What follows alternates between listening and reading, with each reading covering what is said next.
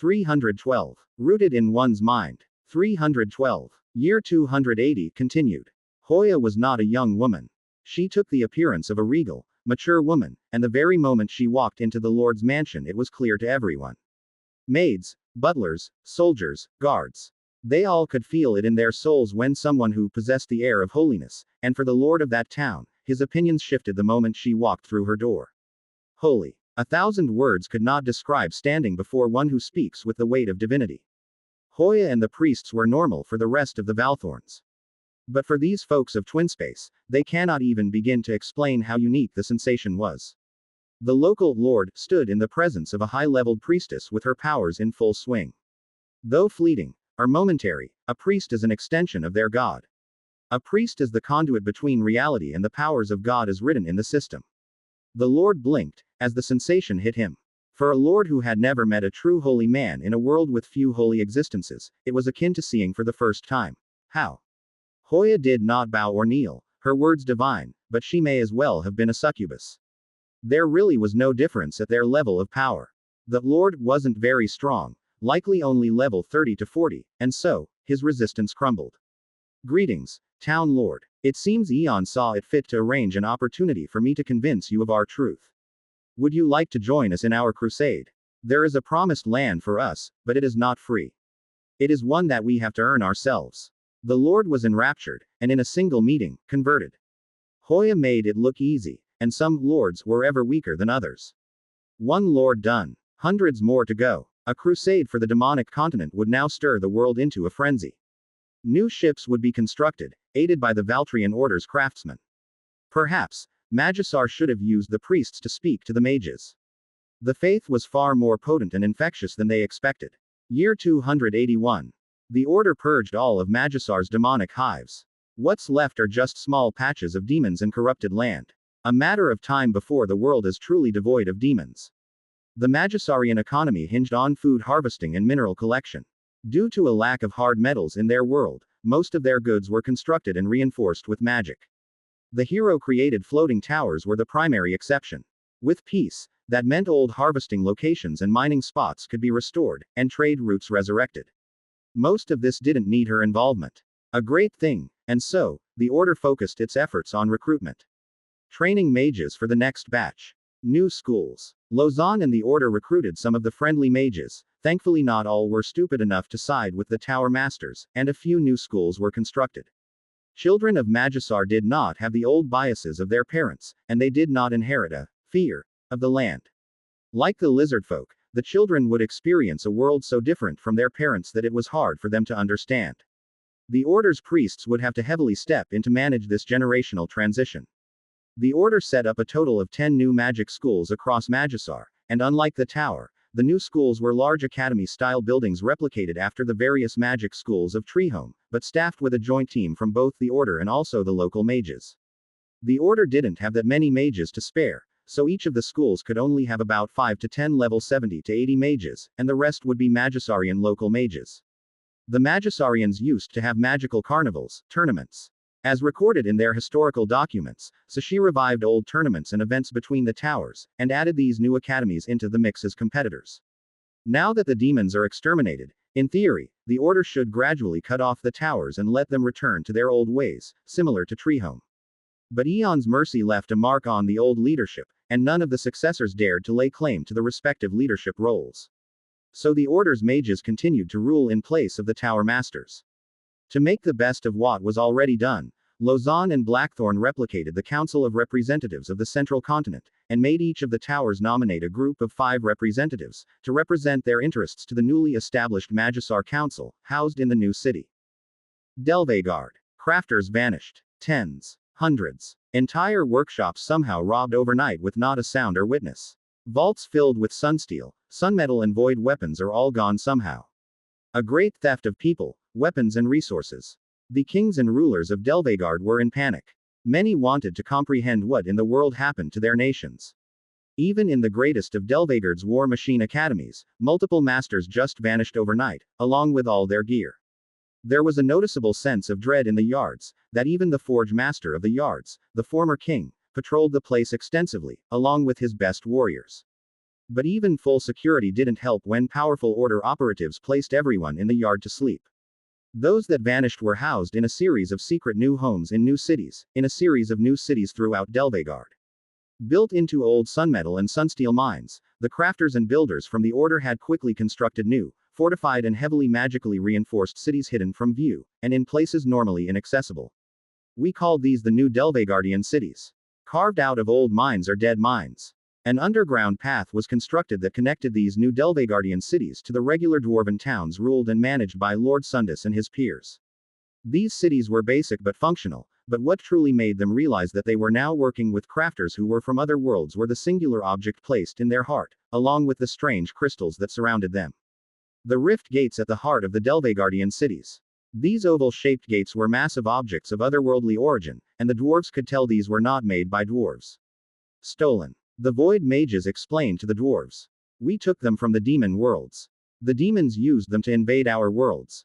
An object of tremendous void magic. It was something all the Delveardians admired.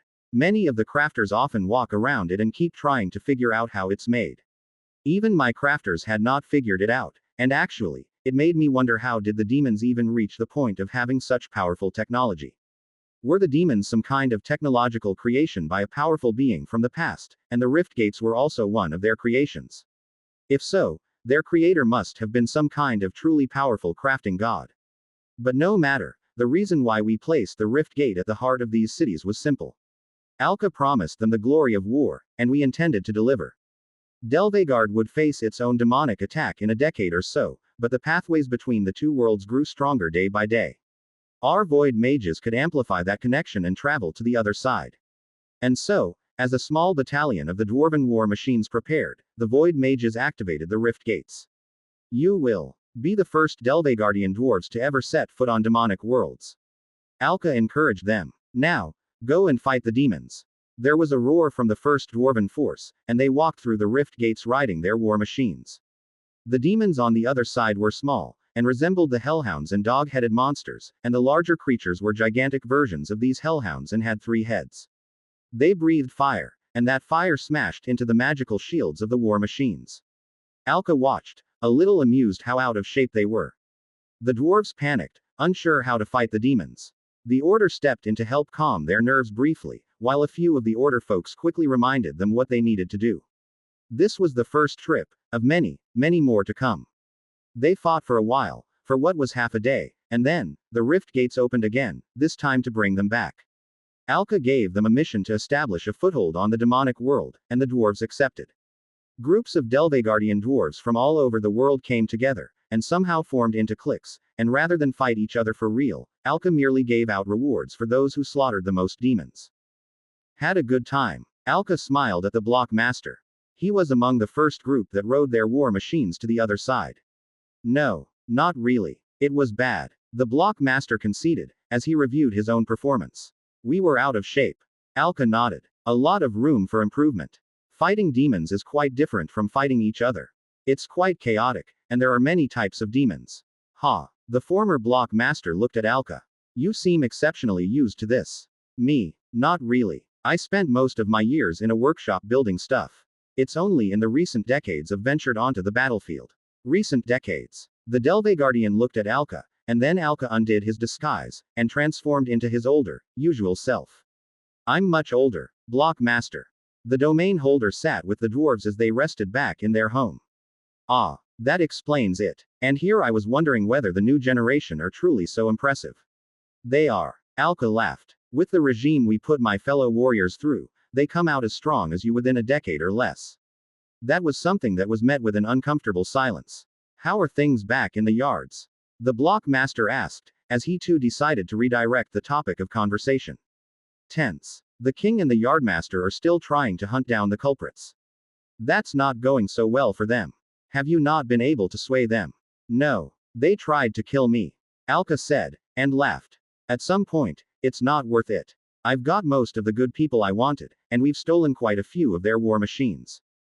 Throughout the entire Delveardian, there was a rumor of what's known as a mass disappearance of alchemists, crafters and mages, along with multiple war machines. Even the Delveardian yards saw half of their largest war machines stolen, and most of their void weapons as well. Most of them were swayed by Alka and the Valthorn's appeal to fight for a better cause. They referred to it as the Delveardian disappearance. Alka did make an attempt to convince the Forge Master. The disguised form of Alka offered the deal to the Forge Master, and the proud dwarven man attacked him instead for lying. Somehow, he was too proud, or perhaps, he was too high up the pole to see the drawbacks of the society he ruled over. The Order didn't see the need to continue engaging the kings that refused. Instead, he would continue stealing talent and resources from the Delveardian nations, and so, the kidnapping would continue. It caused the entire war economy of Delveard to grind to a halt. Lords didn't want to invest in new war machines only for it to be stolen. Alka returned to Delveardian yards discreetly, and found it exceptionally quiet. The place once hummed with the hammering of sunsteel, the clattering of war machines in battle now seemed like it was abandoned. There were patrols. Actual, heavy patrols, and many of them started to look at each student as if they were a suspect. The king himself was almost delirious, but the news that almost all workshops were targeted made them feel better.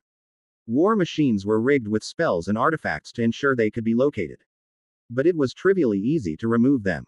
Across Delveard, some cities were badly hit. They lost almost all their war machines and crafters. These were usually towns and cities that had wars in their recent history. War didn't leave people happy, and dwarves were often torn between pride, loyalty, and a sense of duty to family and friends. So, the Order now provided a real alternative. A possibility to live a different way. There was no reason to hold on to that cause, so many of these crafters decided to leave. The Order took everyone who joined them, and their family, and set them up in the various new Delveardian cities. Back in the yards, Alka's little spy machines were everywhere, and he found ways to sneak into the doors of many craftsmen and talented men to speak to them. Each day, Alka convinced a little more to leave. Another 3 disappeared today. As the king turned mad and paranoid, that only pushed more of their valuable crafters towards Alka's offer. Not every approach was successful, but Alka got better at understanding the types that would fold. For those where he felt it was a little risky, he approached with a disguise. There were those he approached that did not join him. Instead, they all confessed to the authorities, and said how they were approached by a strange man, who spoke of joining a war on other worlds, where dwarves do not fight each other, but fight demons. The king was furious. The king knew, of course. Alka already approached the dwarven royal, but the king ignored his approach. But his citizens were fascinated. Kings and royalty rarely faced the consequences of their pointless wars. They had the best war machines, the best equipment, the best healers and potions. Fighting for their country was thus seen as a must. A proud thing, a duty. Fights were the dwarven way of proving their strength. No Delveardian king earned their place on the throne without war, and expansions were glorious things. An achievement in their rule, turned into stories to be told in taverns and sung around as hymns by drunk dwarves. The middle and lower class didn't see it that way, but the world wouldn't change just because they disagreed. They lacked the means to cause that change, and so the cycle of war perpetuated. But as the dwarves who rejected the Order's offer shared their experiences, and explained what was said, rather than inspire horror, instead, it only amplified them. The promise of the big war came to be known as the Great War. An inspiration. A part of me wondered whether this was a rehashed version of Valhalla and Ragnarok. Maybe that was why the tales seemed to sell so well. Stories of wars that spanned worlds inspired grandeur and glory in the minds of young impressionable dwarves. Alka's attempts to kidnap and sway crafters, pilots and alchemists to join the real, Great War, was like the song and purpose many waited for, and so, throughout Delveard, many smaller independent movements emerged in support of the disappeared dwarves. The tales grow more crazy by the week. Lord Sundus explained as the tales spread far and wide, and to the smaller Delveardian towns.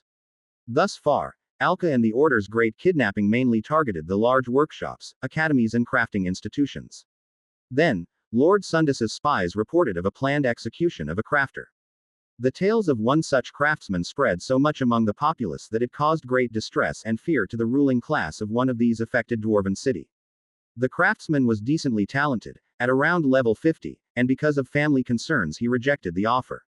But somehow, rather than rewarding the crafter for remaining loyal and rejecting the offer, the town's lord grew increasingly suspicious of his explanations.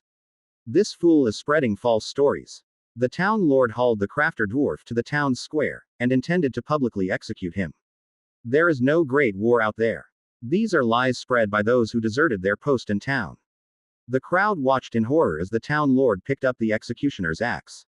The crafts dwarf was chained to a platform, his dwarven body trapped. I didn't lie, town lord. It was real. I really met a man and he told me about this story. He really wanted me to join him. The dwarven lord was frustrated, and turned to his people. Shut your lying mouth. Now, I intend to set an example for all dwarven crafters everywhere. There is no great war, and there is no war in the heavens. All these people who joined them are being sold a lie. They are liars. These people were consumed by the very demons that seek to destroy us. The people listened in fear. The crafter struggled and wept.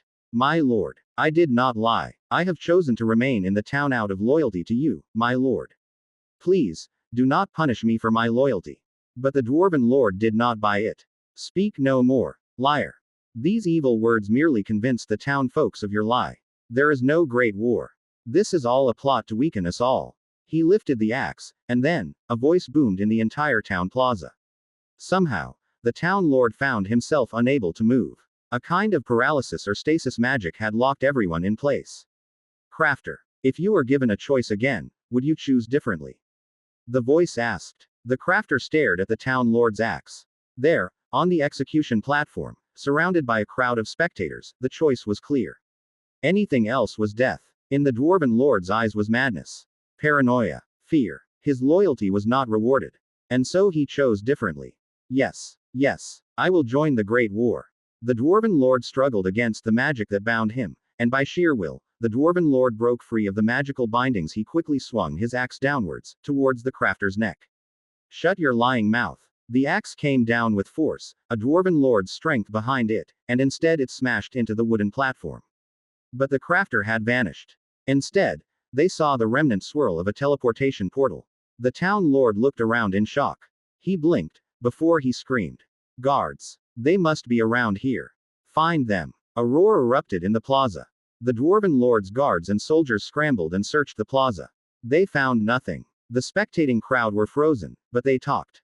The rumors raged like an inferno, and throughout the world, more Delveardians saw how the ruling class was weakened by the severe disappearance of their crafters and their war machines. Delveardian's demonic world. Darkguard. One of the great benefits of the dwarven crafters was that they were all skilled builders, and they could easily work with whatever materials available to them. On the demonic world that was linked to Delveard, which we now referred to as Darkguard, the dwarves were quick to build fortifications from natural rocks, stone and steel. Darkguard's demons would invade Delveard in a decade or two, and they were sold on a dream. A mission to stop the demons before they reached Delveard. The Order could handle it for them, but the dwarves would not learn. An easy win would not satisfy their inherent need for challenge and a well-earned victory. Materials were shipped through the rift gates, and it was hard work. But the Delveardian dwarves were an industrial bunch, and found joy in work. There was a palpable sense of excitement in them, as dwarves from all over Delveard now united to attack the demon world. Once the loyalties and capabilities of these war machines are decently tested, we would start incorporating the weapons of Treehome. We have a range of weapons such as our anti-magic weaponry, our own set of crystal-based weapons and wood-based weapons that could enhance their anti-demonic capabilities. 313. The dangers of zealotry. 313. Year 282. Shasan. The land of switching sands and seas.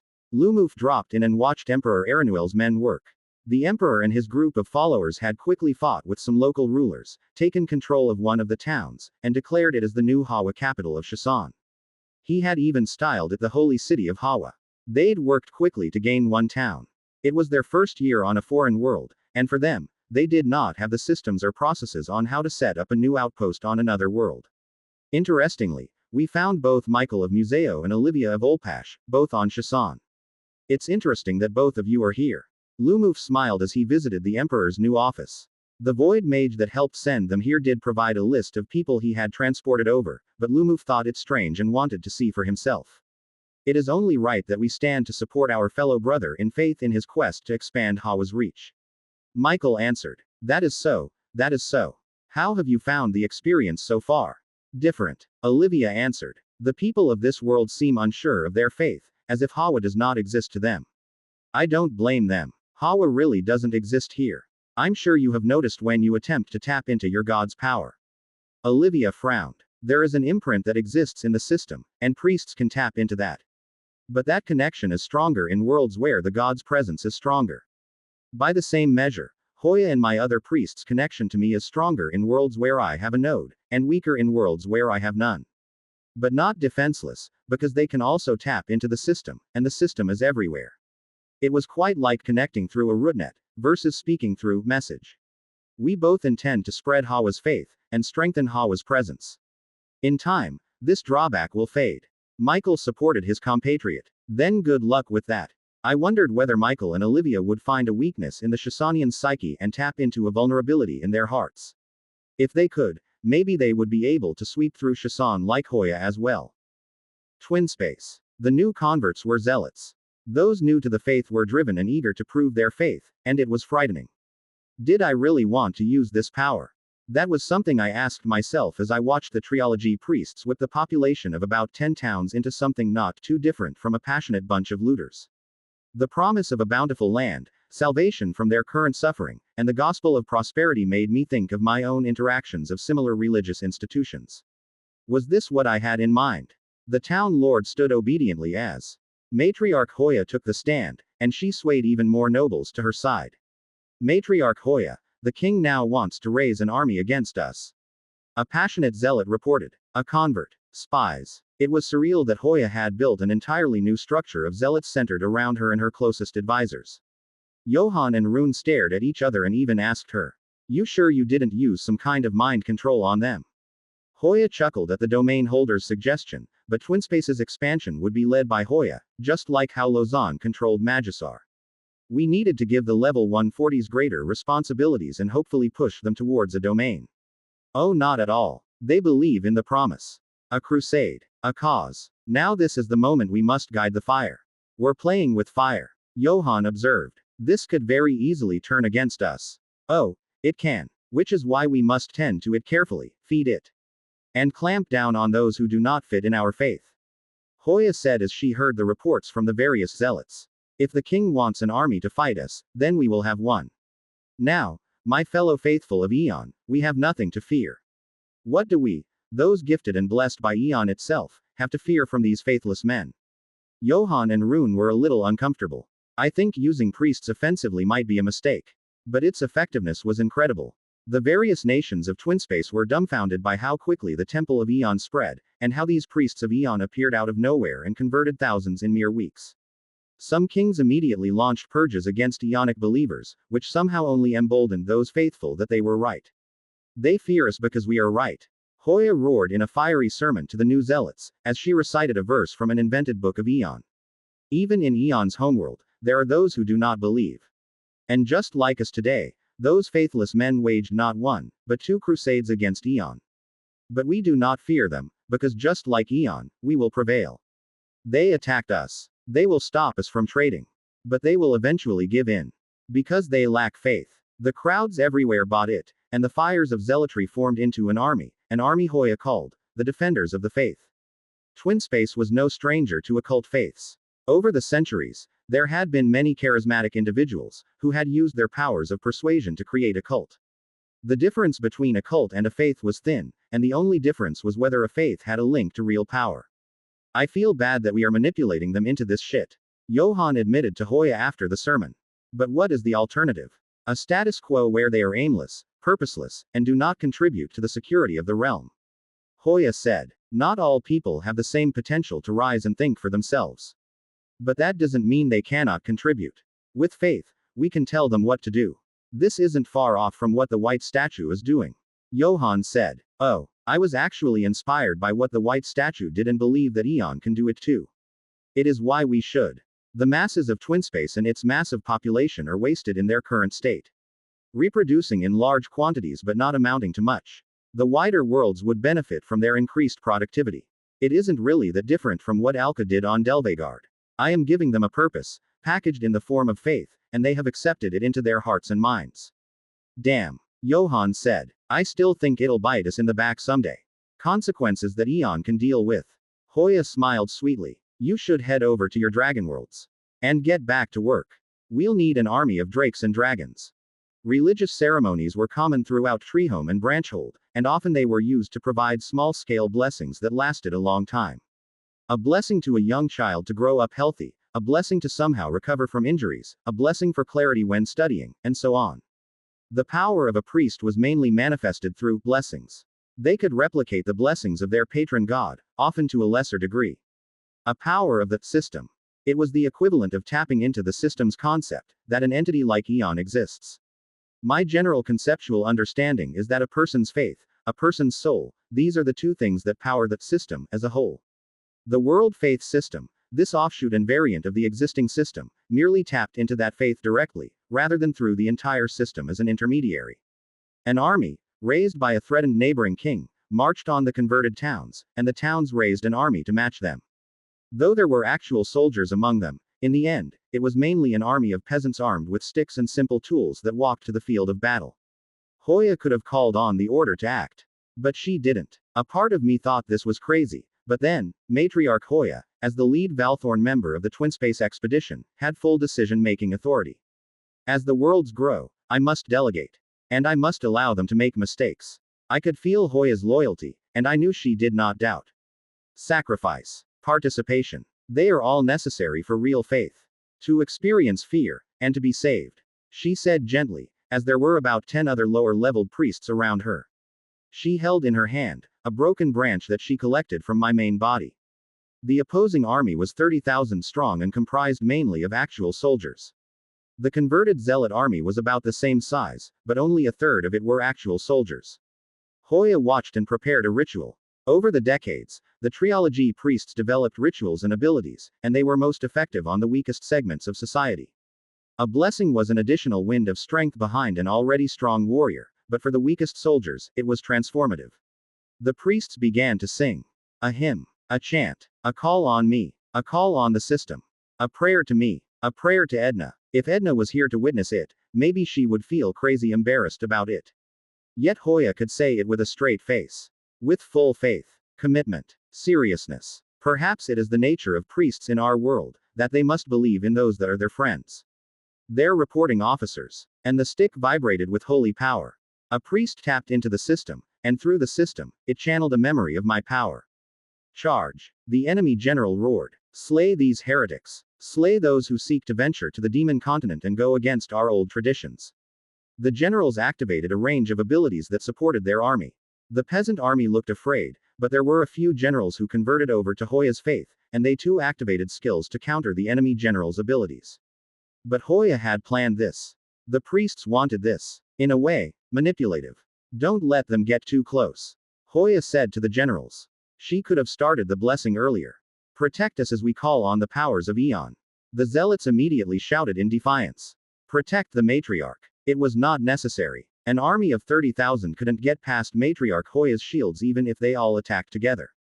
The two armies met. Blood stained the fields as the peasant army struggled to hold back the forces of the enemy. She wanted this. She was prepared to let some of them die. She wanted the peasants to feel they contributed. She wanted their devotion. She wanted them to truly buy in. She wanted them to put their lives on the line, and feel rewarded for it. She dragged it on slightly, fully aware of what was happening.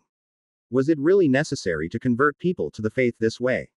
But I must trust my generals. She waited, as the enemy army, a group of heavily armed cavalry, forced through the zealots' defensive lines. They were getting nearer. Matriarch Hoya, you must retreat. They are getting nearer. The zealot general said, eager to protect the leader of the faith. No, Hoya said. She feared nothing, her acting perfectly on point.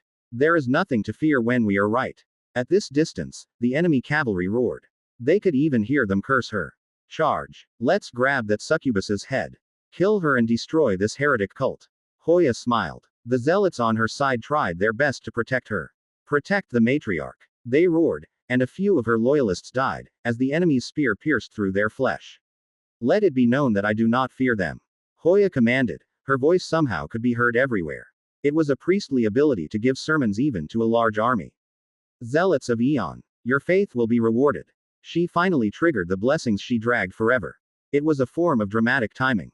To make it seem as if it was a perilous battle with real danger.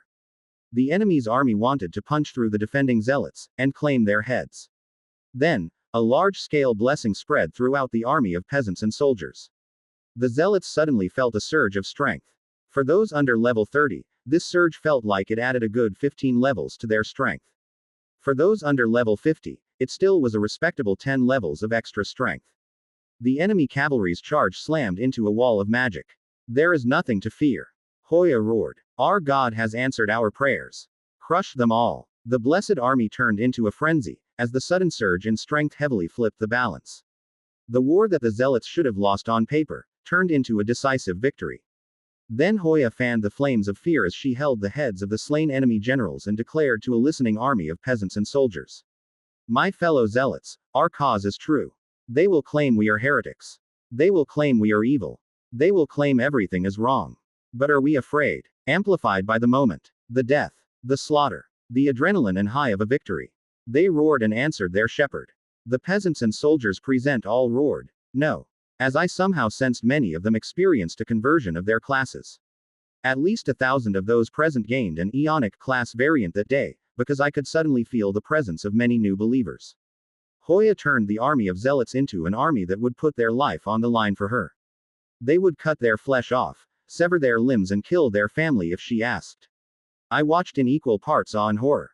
The order, traditionally, used faith defensively. On Treehome, on Branchhold, and on Three Worlds, my faith had so far been to maintain order in my controlled territories, to ensure loyalty among my subjects, and to support our domestic policies. This was because of the faith's origins. We initially used the faith to counter the 4 temples of Hawa, Gaia, Nera and Ava's crusade, so we needed agents on our side. Hoya turned that faith into a weapon. A tool to turn the masses into my subjects. She crafted a bloody war where thousands died, to convert those who survived into an army of true zealots. Can we reconcile this? Centrally, on Treehome, my lords and administrators wondered how to reconcile the different directions taken by various arms of the order. On Delveardian, we went through appealing to the dwarven pride, loyalty to their kind, and a desire for war. On Magisar, we inadvertently used fear and overwhelming power. On Landas, we rescued the people and won their loyalty. Now, on Twinspace, Hoya's direction took them towards religious fervor. These were all different ways of creating loyalty, and my followers from each of this world would view me differently. The strength we need to take the war back to the demons will need all kinds of strength, from all over the multiple worlds. A part of me suspects that this cobbled order will fracture when the demons are finally destroyed.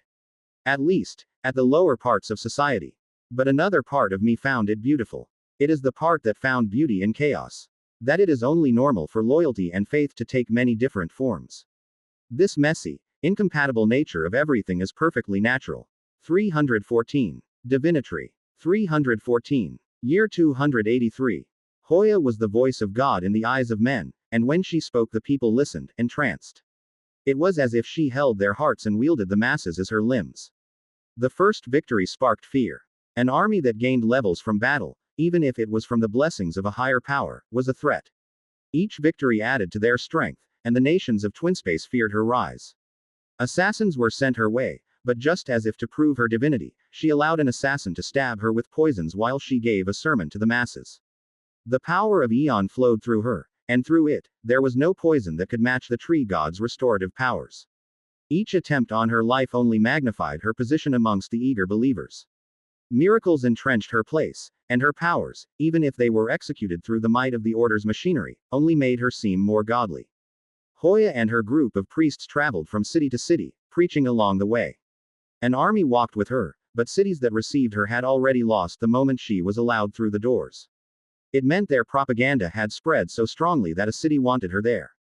It meant the populace wanted to see God in the flesh, merely to confirm what already lingered in their minds. Faith was insidious. As the stories spread, they turned into a thought in the hearts of regular folk. And when that thought was confirmed with acts that seemed miraculous, that thought turned into faith. Loyalty. Zealotry. Armies rose at the sound of her voice. Hoya spoke with the weight of the order. I feel like we as domain holders are thoroughly outclassed by how Hoya's just bulldozing through the resistance. Rune watched in a fair bit of amusement. It's not that simple. The power of priests is more effective in such places. Dense and unhappy. Radicalization is often a response to a perceived oppression, and this world has always had the ingredients for such a cultish explosion. The reason why Treehome hadn't experienced a surge in cultish behavior was because the old lords and kings had powers that tipped the balance of power. A world with a system was inherently unequal, and it was in favor of those on top. A cult movement from the grassroots, comprising a mass of peasants and serfs, would never be able to overpower the might of even mid-leveled lords and kings and their higher-leveled soldiers. It is why feudalism persisted despite centuries or millennia of civilization. I wondered whether Lumuf and Kaffa felt it subconsciously, that this world was ready and that's why they felt so strongly about it. Just like Delveardian was receptive to a Ragnarok-type mythology, Twinspace's population was sold on the promised land. The nearby nations raised 4 more armies, but as expected, Hoya crushed them, and her army of zealots gained levels along the way. Her stronger army of loyalists was good for us. They added to our strength. Yet, a part of me felt it was so wasteful. Unlike Delveardian, where the amount of blood actually shed was minimal, Hoya decided to use the other nations' refusal to join and convert to the faith, and their subsequent declarations of war, as a way to hone her men and solidify their loyalty. There was camaraderie in fighting together. Friendship forged on the battlefield. Loyalty and awe earned by achieving greatness together. It was her tool, her weapon, and she took the playbook straight out of our own history.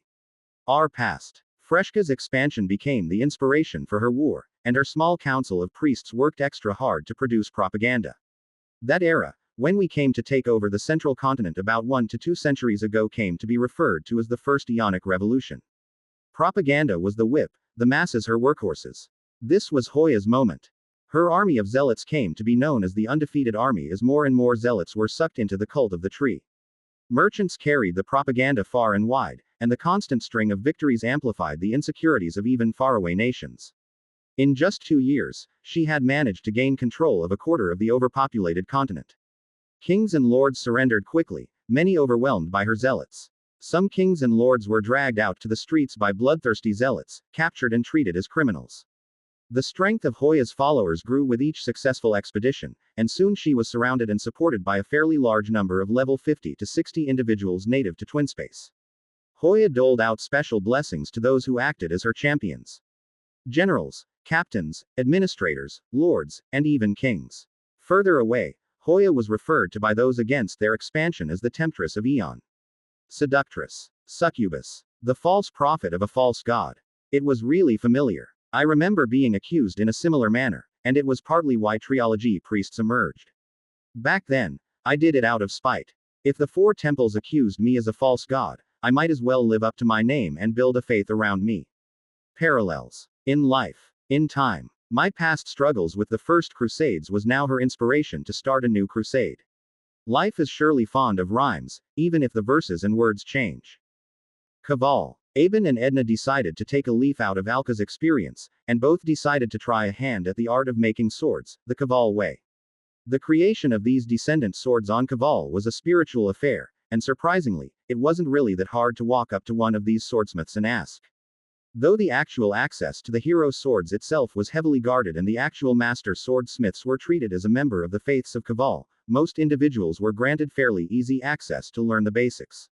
They teach everyone. Aben listened to a fairly drunk apprentice. They say they never know who actually has the art of whispering to the sword, to create weapons that the world hasn't seen before.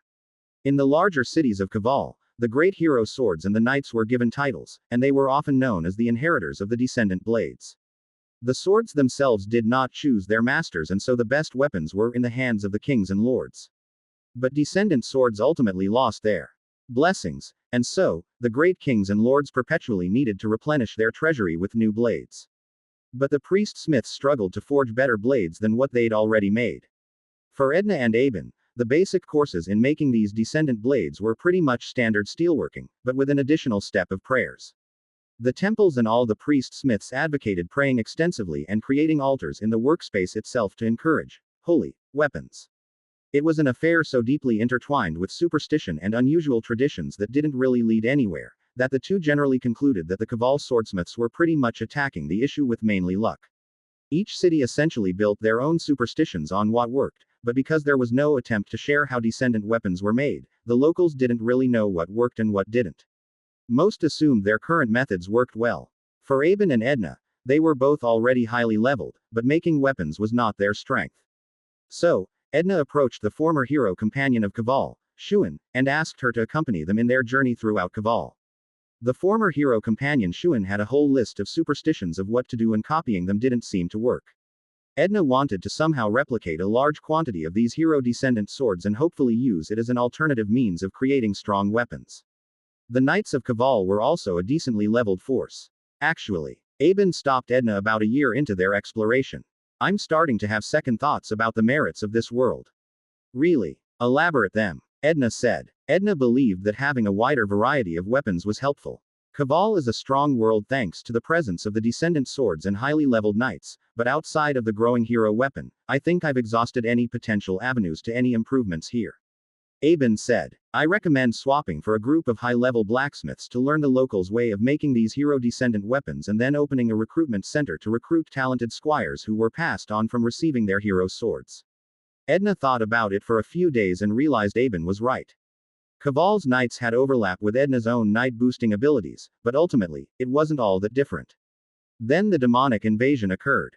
Demonic rifts opened by the hundreds across the vast uninhabited lands around Kaval, and we saw the various Kaval's knights in action.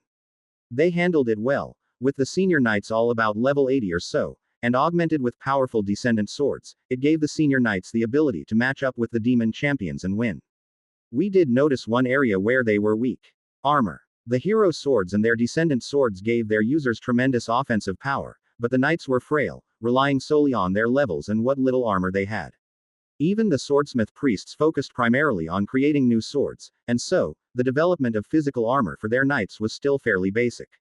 They had metal armor, plate armor, and all that sort, sufficient for regular non-magic combat, but once their opponents were demonic champions with elemental abilities, the knights died very quickly. This meant the knights themselves and squires would often run into the battlefield itself and try to get hold of the fallen descendant blades. For Kavalians, there was a myth that descendant blades significantly boost their level gains.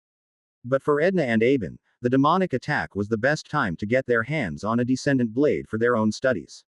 They retrieved 2 such descendant blades from fallen knights and brought it to a lab for studies. Took you guys long enough to get one? The mages and smiths joked as they quickly got hold of one. The 2 descendant blades were brought to a makeshift laboratory located in the mountains. Kaval was a relatively large world with vast uninhabited lands, as the cities, clustered around old hero swords. So, there was plenty of space for a temporary site or even a node tree. We don't steal. Not where we can help it. The Eonic Knight answered. Should have just sent some spies or thieves and be done with it. But never mind, let's look at this. With a descendant blade in our hands, we were finally able to dissect their components. It took the mages and smiths a few weeks, but eventually we had a single point of reference. The descendant blades were actually similar to my familiars. They were offshoots of the main hero sword, and each of the blades contained a single mote that linked the descendant blades to their main blade. In fact, it was even possible for someone with star mana to trace the connection to its parent blade. Like familiars, they could gain strength over time, because even my familiars were able to accumulate levels, though they were capped at a fairly low level. For my Valtrian Order operatives, this meant my familiars were always this additional source of strength since each familiar had skills they could tap into. The discovery of the artificial souls and later the titans, had increased the level cap much further. That partly explained the spiritual and ceremonial aspects of the creation of the descendant blades. It needed a ceremony, a contract. It was also likely that each city had their own different superstition because familiar contracts varied widely. A familiar from Eon had different requirements as compared to a familiar from the Lilies of the Lake or Arya and Icebang of the Frozen Islands. So how do we exploit this? The mages wondered to himself as they tinkered with the descendant blade. We should get a hero from our world here and see what it does. A hero should be able to form a direct connection with the hero swords, even if they are not from Kaval. It could also mess with the current native city's defenses. Right now, every town and city relied on their hero swords to ensure that they were protected. Everything is finely balanced at this point. Aben said. I believe we should leave it as it is. Just keep recruiting, while we independently figure out how to exploit these descendant swords. It does make me wonder whether we could have multiple such swords at the same time. I believe not. 10 level 30 to 50 familiars are still not much use compared to a single level 100. Edna said. For the Order, at its current state, it is likely not too useful. The mage interjected. But there are Titan-class familiars, even if Eon hasn't used it yet. These hero swords are an alternative path to achieve that. That said, its heroic origin may mean there are differences in its level cap that we do not yet fully understand. But can we tell what level these weapons are? Or are they user-specific? Edna asked. Conventional appraise and inspect doesn't seem to indicate much information, but perhaps something powered by star mana could pierce through its heroic origins to tell us what it is. The mage researcher speculated. So we need the heroes here. Edna frowned. Let me get this cleared with the rest of the domain holders, and we'll revisit this issue. For now, let's do as Aben intended and have some blacksmiths and recruitment offices set up. Eon, there are 2 things I'd like to have to improve our expansion on TwinSpace. 1. Please bestow on us a special weapon. A divine relic, so to speak. One that contains your presence and aura to the extent possible. A staff, or a weapon that feels as if it is divinity encased in a weapon. 2. I'd like to request for a titan to be deployed on TwinSpace, as part of a ritual spectacle. Make it seem as if it is a summon. Hoya made a request. Is there a need for that? I countered. Just say it is your petition to me, and I answered your call. Spectacle and ceremony is important, Eon. It is rituals to cement faith as something real, something part of their lives, something that they can then say they are a part of. Very well. Which titan? Forging an item that represented my being was a harder task than I initially expected, as the first few items I made through my normal growing process were decent, but not at the level that my operatives wanted. Hoya's request required an item that would be a relic. A holy object that is revered, and prayed to. So, with Patrick's help, I went through all the items I've seen so far, and narrowed it down to only the ones from Hawa on his core world of Satria and Lily's death staff, felt like divine items, or close to divine items. Soul Forge feels like a good place to start. Or the Titans. A Titan in a weapon was a little bit strange, and even if the Titan in a weapon would be very powerful, I doubt it would be a holy object. I still felt Titans and artificial souls as less complete souls, and it didn't fit the idea of a holy object. So, Soul Forge it is. I then spoke to Lilies on how to create such an object. It is not hard. One merely needs to cut off oneself, and shape it into something else. Lilies answered. It is like making seedlings. You should soak it, tie up its loose ends. Our bodies all contain a little bit of us. Our things, too. When they are separated from us, what's left of us within those things decay, but you can stop it. Lily's answer was not too clear, but I suppose that was a way to start. Lumuf naturally walked to one of my big branches and snapped one of my larger branches. It was a gigantic segment, and I felt a tiny bit of pain when he broke it off. He then immediately carried it over to my Soul Forge and threw it into the gigantic lightning-struck tree. My broken branch was somehow transported into that soul space, where then, I could see what Lilies spoke of. Fraying ends, strands within the branch that were quickly decaying. It was as if I stared at a bundle of rope, and now, the little threads that made up the rope were rapidly entangling. Left alone, there will be nothing left of my soul. With my Soul Forge, it was fairly easy for me to reach out into the branch and meddle with it. It was then that I realized the branch was malleable. As long as I reshaped the remnants of my soul within, here in the spiritual paste of the Soul Forge, the wood would follow whatever shape its spirit took. Over long periods of time, the soul is like a slow-flowing liquid and takes the shape of its container. It remembers an image of its body. But in the short term, the body takes after and is guided by the soul. Healing, growth, all of that is the will of the soul and its soul spring. I reached into the store of soul remnants I've collected over the centuries and stitched some of that soul remnants into the freshly broken branch. I meddled into the remaining spirit, and I could insert skill seeds, just like how crafters blessed their weapons. Interestingly enough, because this was forged from a broken piece of me, the spirit of the branch could hold a few of my own non-domain skills. A true copy linked to my power, a bit like a crystal that's used to store spells and abilities. Since Hoya intended for this to be a weapon of some sort, I added my root strike ability, fields of death, demonic suppression aura, and some poison abilities. I could feel this branch as if it was still a part of me, and realized I probably could not make too many. These isolated spiritual fragments of me were linked to me, and overuse would be a possible drain on my own existence.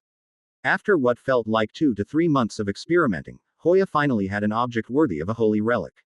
The great staff of Eons Fury was finally ready to be wielded, and next year, it was finally time to launch the first sea expedition to the demonic continent of TwinSpace. 315. The Onion Layers. Year 284. TwinSpace. The shipyards and drydocks of Port Taffa were almost entirely new, and yet in the past 6 months, the 20 new shipyards each made a new warship every month. Each warship was able to ferry 100 to 150 battle-ready warriors, along with all the new supplies. The warships were modifications of an existing design, aided by a few of the Order's shipwrights. The new yards, piers, drydocks, and structures made Port Taffa the single largest port on this side of the main inhabited continent of Twinspace. The first of many more to come, but the first 30 or so warships would set sail for the islands located along the path would form the first exploratory fleet, while the remaining ships would undergo more preparations. They would set sail for the string of smaller islands that existed between the two continents and reclaim the string of volcanic islands from their native monsters. The fleet would then spend some time there and build those islands up, if they found a suitable location, and transform them into one of Eons' outposts. The sea-facing frontage of the port city was crowded, as tens of thousands wanted to watch the great send-off. 3 sea commanders would receive blessings today, from Hoya herself, and through Hoya, they would all receive a class seed. The War Admiral class would elevate their existing captain, variant classes and make them more effective for their assigned mission. On the largest pier, Hoya stood on a platform specially constructed for her, as she revealed her relic for the first time. Even if it was just a fragment of God was still a fragment of God. The entire city could feel it as Hoya channeled her priestly powers and stood in front of the 3 seafarers.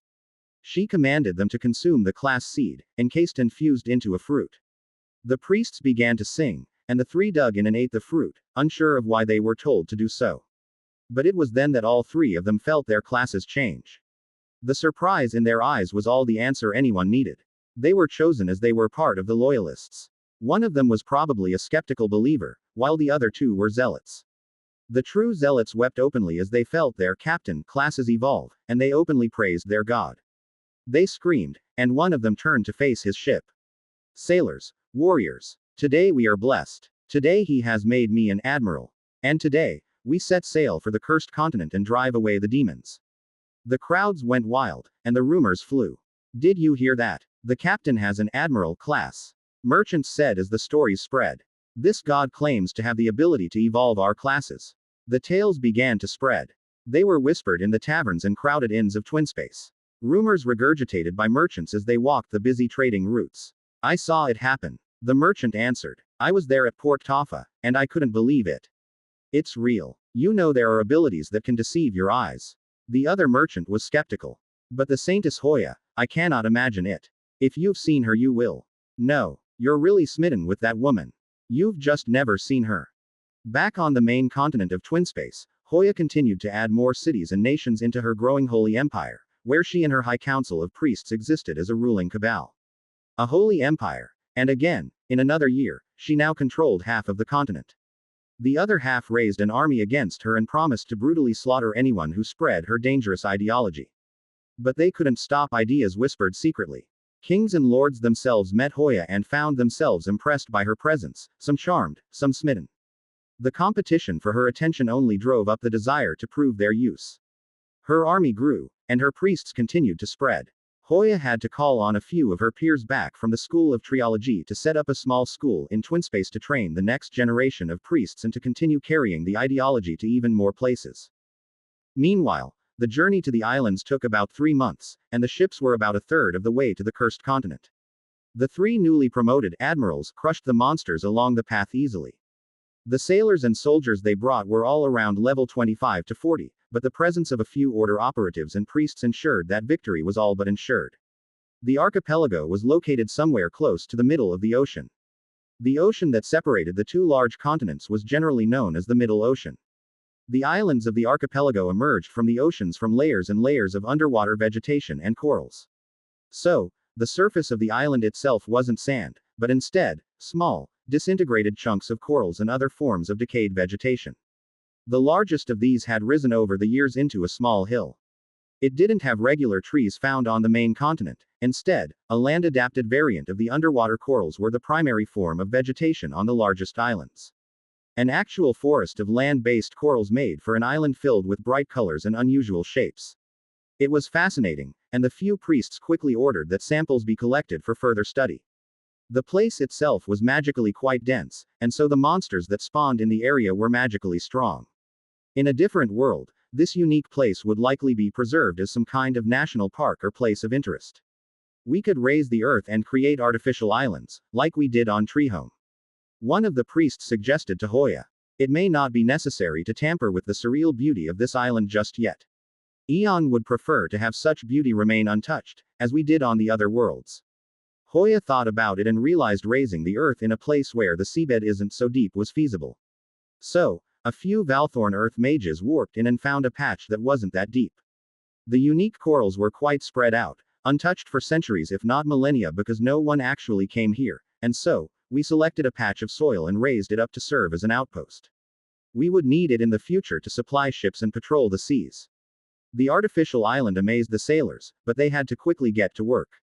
The druids and mages quickly used magic to form structures, and the few builders also got to work setting up housing. The artificial island would be sufficient to house about 10,000 people once fully developed, but for now, all it needed to do was to provide anchor and shelter for the 30 ships. Void layers. Stella and Lumuf. Meanwhile, Stella and Lumuf took the opportunity to revisit the void layers, and we returned to find a place different from what we visited. Originally, this place looks different. I thought we went to the same place. Stella double-checked her magical calculations. Strange. I'm guessing our rules and magic don't apply anymore. Lumuf laughed as the pair wandered around the different places. The realm around us twisted before our eyes. The skies twisted, as if changing to be the land, and the land became the skies. There were rivers of color that seemed to stretch, and then later compress into veins that flowed in the sky. Stella looked around. Was it like this the last time we're here? Lumuf shrugged, as he began to walk. Though he walked forward, somehow he went upwards, as if the reality itself shifted him higher. Stella blinked, a little amused to watch Lumuf float upwards entirely caused by the world itself reacting to his movements. But just as suddenly, it stopped, and then he walked forward normally again. That made Lumuf stop, take a step forward and find himself moving normally. Wild, Lumuf said. Through our senses, it was hard to know what was changing, but we could feel it was. Our domains could assert our hold on the realm, but it was like trying to hold sand. A wave would just wash it away. Lesser beings, those who were not protected by the domain, or close to it, might experience rapid deconstruction. The last time we came to the void layers, we left a small artifact here, which we hoped to use to measure the void layers and what it was. The small artifact would collect magical readings and record it within a set of crystals located within. We couldn't find it at first, until we suddenly recognized a massive, unusual object that was warped beyond its original shape. It was twisted, and transformed into a gigantic crystal filled with strange twists and turns to its shape. It was as if the crystal was a living octopus. The only thing that made us realize it was the artifact we left behind, was the small logo carved onto its being. The twisted object lunged at him, clearly corrupted and twisted by the powers of the void layers. Lumuf could easily still activate his abilities, but then we immediately noticed something. Our attacks changed when they interacted with the energies of the void layers. Our roots turned into something else, and then crumbled. We felt it again, a sudden shift in the void layers, as if a new set of commands or rules swept through the land. The crystalline octopus froze, and exploded. It transformed into a frog, and jumped. You know, Stella said. I recognize this sort of thing. It's like those cartoons where things get deconstructed. I do not understand, Lumuf said briefly, before he took in a bit of my memories and understood. Oh, ooh, this place is the factory of worlds and so it is anything and everything, but nothing is permanent. Unless our domains exert our will over it. Stella said. Our objects resisted the effects of the void layer slightly, but the longer they remained here, the more they changed. It is wise that we erred on the side of caution. It was a different form of divine law. Just as some worlds had divine laws weaved into their entire world and forced things to operate in a certain way, the void layers were the primordial soup and those without domains could not walk this space. Lumuf paused and looked at Stella. There were weird puffs of smoke and clouds. They popped out of nowhere. Eon theorized there could be a way back home, through these void layers. Ah, yes. I thought about that as well. Stella looked at the crystal frog, which suddenly transformed again, as if agitated by our presence. But I don't really want to go back. Lumuf said nothing, and merely just nodded. How deep did this place go? Well, let's keep exploring. There should be a way to use these void layers as a way to skip the regular distances of the void sea. She tried to meddle with the space, as if trying to command the environment to change for her. It didn't work. Or more like, there were too many other things for it to work. The void layers were layered with multiple changing energies. Different strands of fundamental laws of reality that imposed itself on the void layers. Some of those laws vanished, and new ones took their place. There was no air to breathe. The two could walk the space because they were domain holders, and their existences could be sustained by magic. Both knew that their abilities allowed them to operate without air or water. Let's just follow the pulses. Stella pointed, but even that direction was not a good guide. Direction was strange in the void layers, they could walk left and move right. The pulses came from the front, and suddenly they'd walk into each other. It felt like months. But it was only for a few days. The void layers. My senses through Lumuf were strained when he was in the void layers. It was as if I was dipped in a dark, pitch-black pool and I could sense nothing beyond the thin barrier created by our domains. We arrived at a gaping hole, where the only thing we could sense was more unusual energies. It wasn't really a hole. Not always. It looked like a rift in space, and then its shape kept changing. But in all forms, it took the shape of a door. A hole. A gate. A crack in space. A small valley. Even the size changed all the time. From that gap, I could feel something constantly pushing against us. It sought to impose its will on us, but it couldn't. Strangely enough, the system gave us a title. They who saw the void layer gates. You got that? Stella said. Yeah, I'm going in. You're not worried you'll be sent back home? I don't think so. Come with me, Lumuf. Stella said, and we went in. We were in another place, but it was the same. Well, different, same. For reasons I couldn't understand, it felt like it was both at the same time. The void layer gates sent us through instantly. We were now in a place with strands, strings made of things I do not understand everywhere, and we were floating. It felt like being in the middle of a constant flow of strings flowing around us. Though there was no light around us whatsoever and our senses were limited, somehow, we just knew they were there. We floated, and here, we moved with thought. Strands. It's as if they spoke of their presence to our souls directly, and thus their appearance took this strange form. These strands were everywhere. Stella used a small light glowing from her hands, because the spell collapsed the moment it left outside the protection of her domain. But the light from her hand allowed us to see, and the strands were all of a different set of colors. Some were rainbow colored, some were pitch black. We were trapped in the middle of a constantly flowing river of strings, but there were little gaps here and there. Through the gaps, and through the little holes created as the strands stitched together, we could see little bubbles of worlds, and when we tried to walk towards them, or reach out to them, we couldn't. It wasn't real. It was as if we were touching projections of light. So, what do you think we're looking at? Stella said, as we kept walking. The path must have led somewhere, even if there was no reason for it to. Lumuf now wanted to touch the strands that were in front of him. They were so close, but they somehow instinctively moved out of the way. As if space itself bent to create space for us. We couldn't touch them. Even if they felt like they were in front of us, no matter how far we reached, it was always outside of the way. But even observing the strands themselves, we noticed they were only sometimes real. They flickered, turning on and off randomly. Sometimes for long stretches of time, they remained real. The others, some of these strands withered away like dry sand in the wind. I have no idea what we're looking at. Lumuf said. Let's go. It should lead somewhere. Somewhere the void layers want us to be. Stella sighed, as she floated. I wasn't sure if we were moving. Now you're saying the void layers want us to be somewhere. Lumuf looked at the woman. The woman seemed sure. Suddenly. As if she felt something. Are you hearing something? Maybe. Stella said. Like, there is a voice somewhere. Let's go. Where? We had no sense of direction. I couldn't feel much beyond the boundaries of my domain, and what we saw changed all the time. The strands rotated, moved, and fluctuated. The only clue that we were moving was that the things just flowed out of the way. Let's just follow me, Stella said, as she held Lumuf's hand. It was like swimming in an infinitely deep and wide ocean, filled with strings. Stella led us through the strands all around us. But we didn't know how far we were.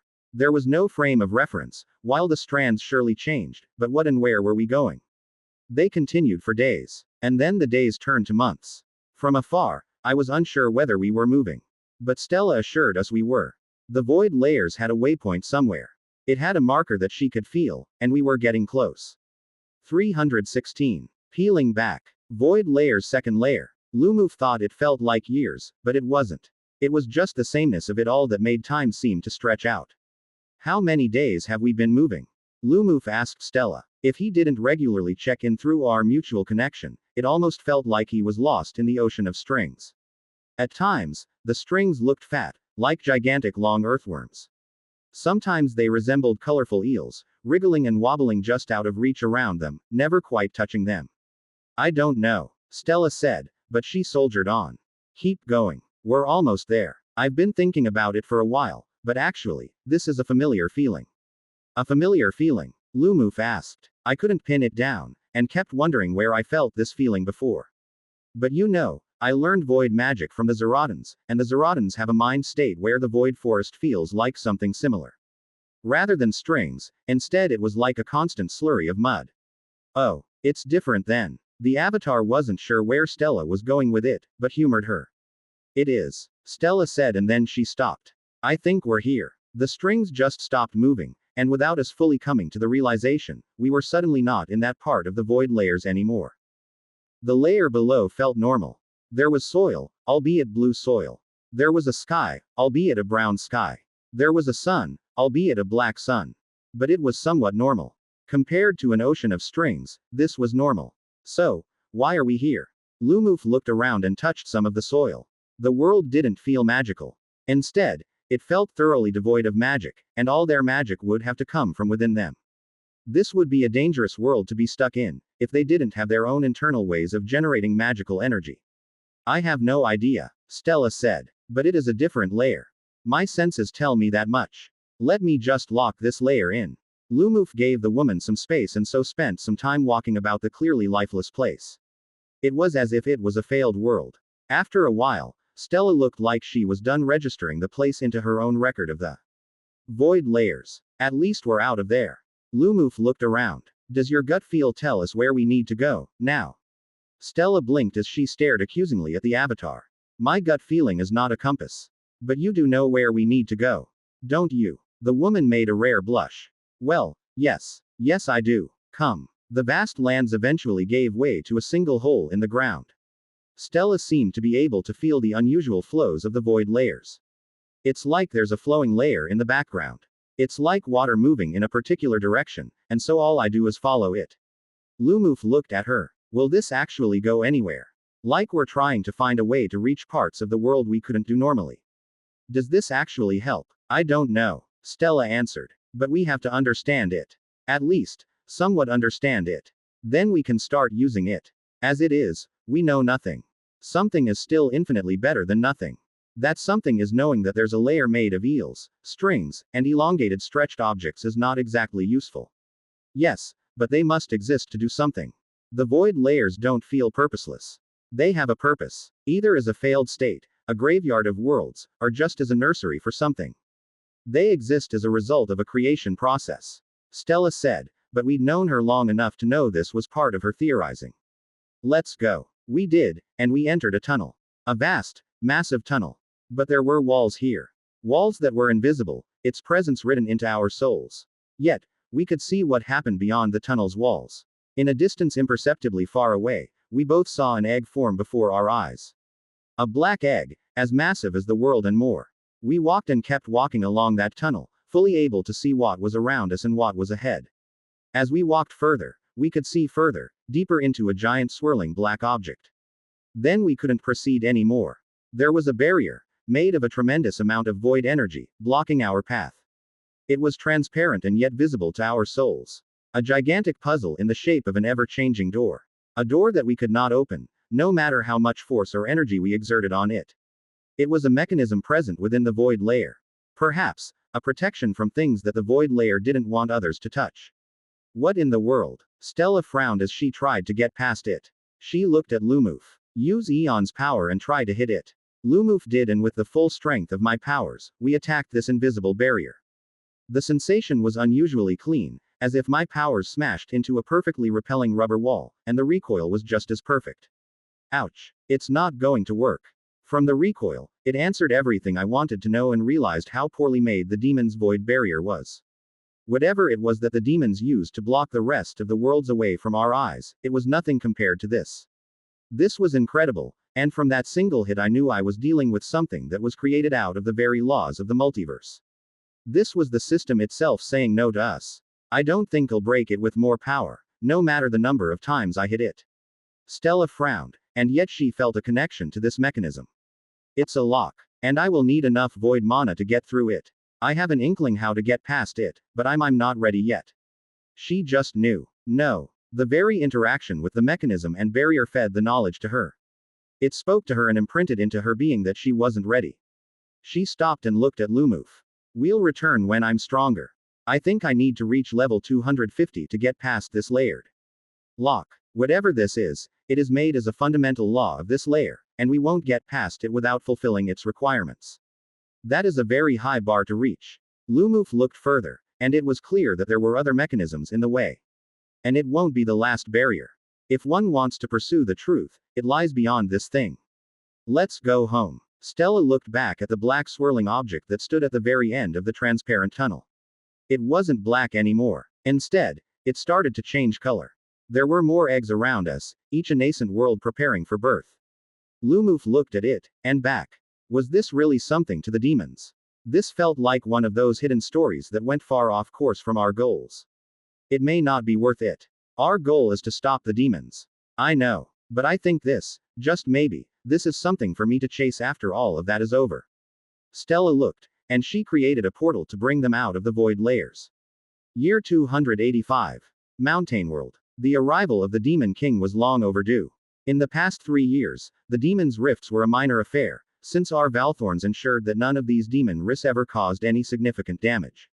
After the last attack on Mountain World about 17 years ago, it would be finally time for Mountain World to face its regular, scheduled disaster.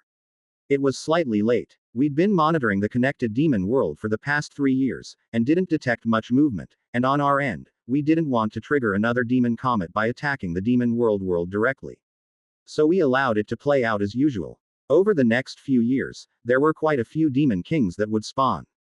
The world of Kaval, with the hero swords, would face a new demon king in a few years.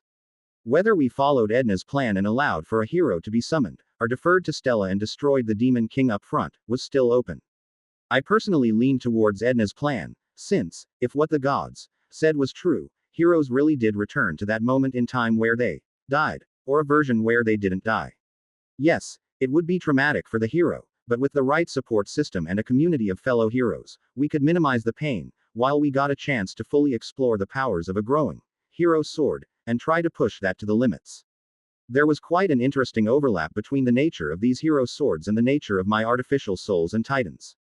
I thought that the learnings from this experience could lead to stronger artificial souls. It really cannot be understated how useful artificial souls are in administering my vast empire. It is the artificial souls that control the movement of beetles throughout the empire. Without the artificial souls ensuring that my beetles move where they are supposed to, the logistic network of the order would grind to a halt. They are pretty much the trucks and cargo ships of my empire, the red blood cells ferrying crucial cargo everywhere. Better artificial souls would only allow me to handle more beetles and deploy even more resources. There was also the world of TreeTree. When we visited that world, the Demon King was already dead, but in the next few years, they should have a Demon King as well. It's also one where we would live to observe the Boar people and how their powers interacted with the Demon King's presence. Then, there's Twinspace and Eulera, where the Demon King still reigned unchallenged. All in, there were about 4 to 5 Demon Kings over the next 5 years to defeat. We would use these battles as a chance to elevate people like Lozan, Aben, and Hoya to be the next generation of domain holders. A few others like them. All asked for a chance to face the Demon King without assistance. We roughly concluded that it was quite difficult to be domain holders if they fought Demon Kings with too much help. They needed the experience, the entire experience. The level 140s would battle the coming Demon Kings entirely on their own, until they were spent and totally unable to. Only then our domain holders would step in. It was risky, but no one became domain holders without taking on some risk. We've grown large. Large enough that there is going to be some world, somewhere, that is going to be invaded by demons and a Demon King. We can handle it. Eulera was a world where we were quite torn on. They are a low-priority world. The peripheral worlds and their perilous conditions meant I'd need to maintain my node trees for convenience of access to the peripheral worlds and to facilitate smoother movement of traffic. If I gain an increase in my number of node trees, I am still hesitant to place a node on the Little Snake world of Eulera, partly because the locals don't really want me there.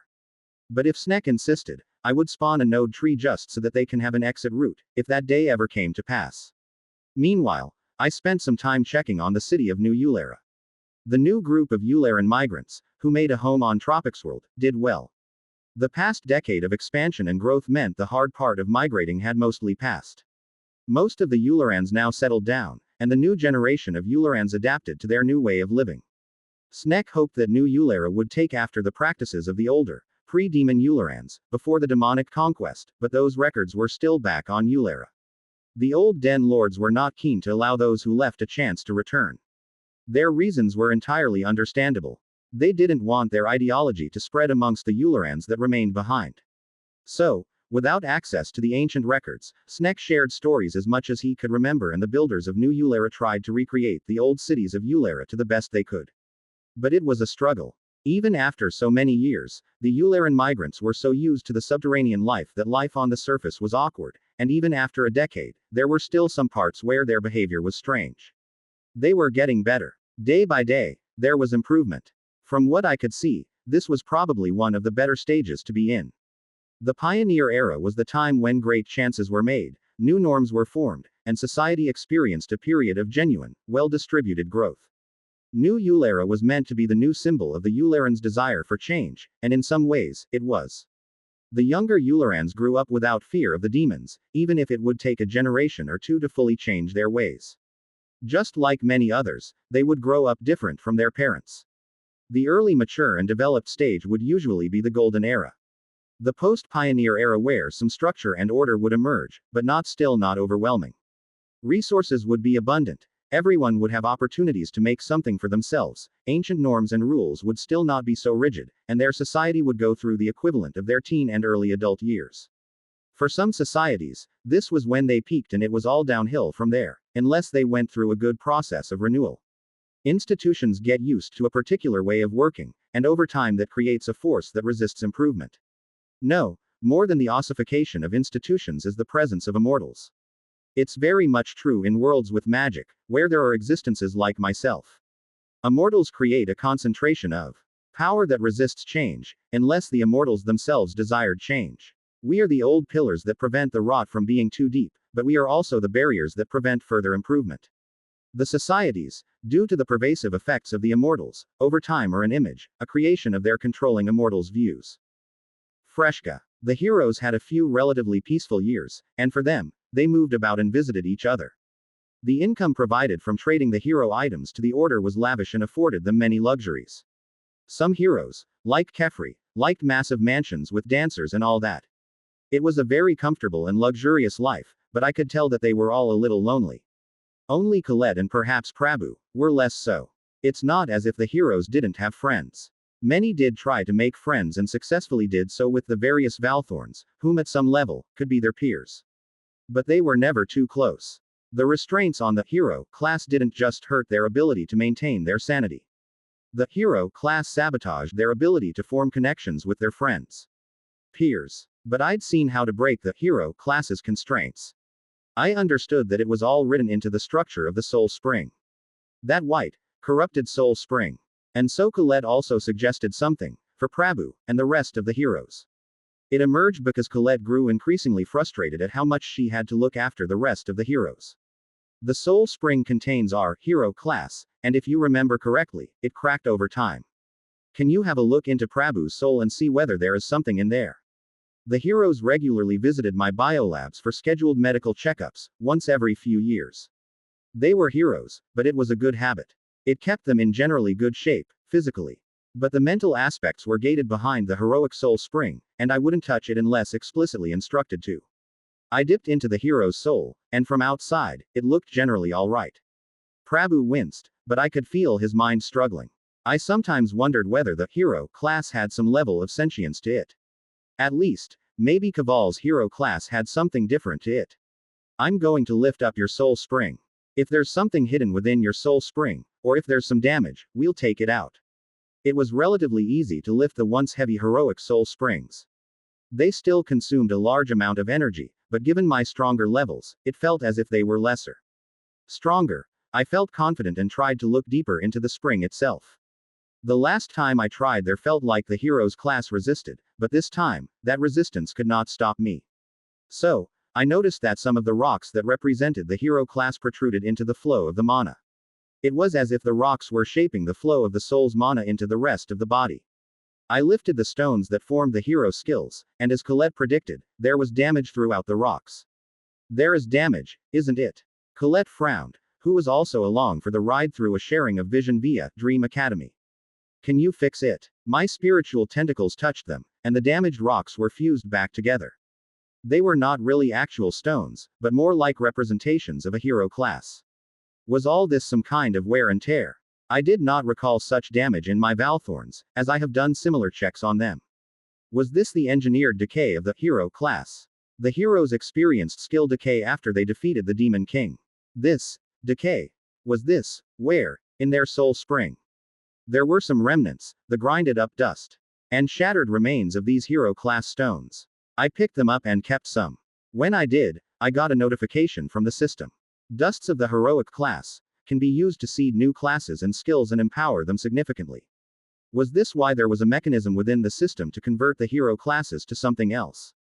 For non-hero classes they often took a different color and shape, and these non-hero classes were often forced to the outer ring of the soul spring. Colette quickly reminded me to focus on Prabhu. Ah yes. Let's get to it. I picked up Prabhu's heroic class stones and fixed them one by one, but as I went deeper, I reached some of the protruding rocks. I didn't understand why they were meddling with Prabhu's soul flow, and they were likely pushed out of place over the years. So, I adjusted the locations of these rocks so that they no longer blocked the flow of mana from the spring. I was done. How do you feel? Prabhu blinked as his partner quickly gave him a hug. I feel strange. Strangely clear-headed. Like, everything feels fresh and new. That's amazing. Should we do this for everyone? I asked Colette. Yeah, let's ask them. I'll word it as just some spiritual healing and therapy. 317. Blossoms. 317. Mountain World. Lozan double-checked her armor and triple-checked her arsenal of spears. They were all tremendously powerful weapons, and there were 55 of her peers around her. All of them were preparing for the battle. Aben, Hoya, Lozan, the dwarven mage Blackthorn and many others prepared for a battle against the Demon King.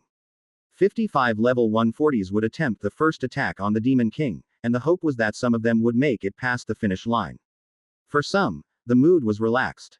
I heard you're making big waves on Twinspace. Aben grinned and tapped the matriarch on the shoulder. He looked proud of his fellow Order teammate. It has to be done. Hoya answered. The matriarch had more armor on than the rest of them. Her physical abilities were probably one of the weakest, so she had to shore it up with more armor and equipment. Just as what we have to do today. Lozan thought about what Hoya did ever since the developments were updated on their shared intranet. She was there during the crusades against Eon and felt a little bit of unusual envy. She should have been there. She should have tried the same thing with Magisar, too. Mages were not immune to religious propaganda, but as someone who grew up with Eon in her life, it was just something so taken for granted that she didn't even know where to start. For Hoya, inventing a tale and a myth was perhaps easy. Maybe it was her class, that of a priest, that made storytelling easy. Somehow, the knight noticed Lozan. Has someone relieved you on Magisar, Lozan? Lozan snapped out of her thoughts and nodded. Ah, yes. A mage lord finally arrived to do so, but I'm staying back to help the transition of power. What about you? I heard you were on Kaval for a bit, was there anything interesting there? It's nothing much. Aben shrugged as if it wasn't much. The living weapons are interesting and worth researching, but I think it's going to be quite challenging to get anything else of value out of it. Good that you called it quits before you've spent too much time there, then. Lozan added. Or are you still headed back there? About that, it is complicated. I think we'll see each other on Twinspace instead, once Hoya's naval expeditions are in full swing. Aben said, as he also checked his weapons. The knight's assortment of weapons came from many different craftsmen, and he had a wide range of spears, swords and lances, but one of the things he tried to do differently was minimize the use of blessings from other domain holders. There were some competing theories on whether the assistance of other domain holders made it harder for a person to make that final cut, so even amongst the group of level 140 Valthorns, there was some variation in whether their equipment were enchanted with the blessings of other domain holders. A few of them went as far as surrendering Eons familiar, just so that they could truly put themselves on the line. Lozan breathed. She didn't go that far. The court of the TreeTree was too important to her. She nodded. Yeah, let's go get that demon king. Aben nodded. In theory, there was enough firepower here to match a demon king. But because it was split across multiple individuals and not focused, that it partly meant its effectiveness was minimized. You too. See you later. One of the mages in front made a signal and everyone got into position. It was time to step through the portal and head to where the demon king would arrive. Patriarch Lumuf would watch the battle from somewhere relatively nearby and step in once the level 140s were spent. She hoped it never got to that point, but took a moment and looked around. Some of her peers had no backup teleportation device. Some of them did. Reckless, but they've been stuck so long. Was recklessness one of the factors?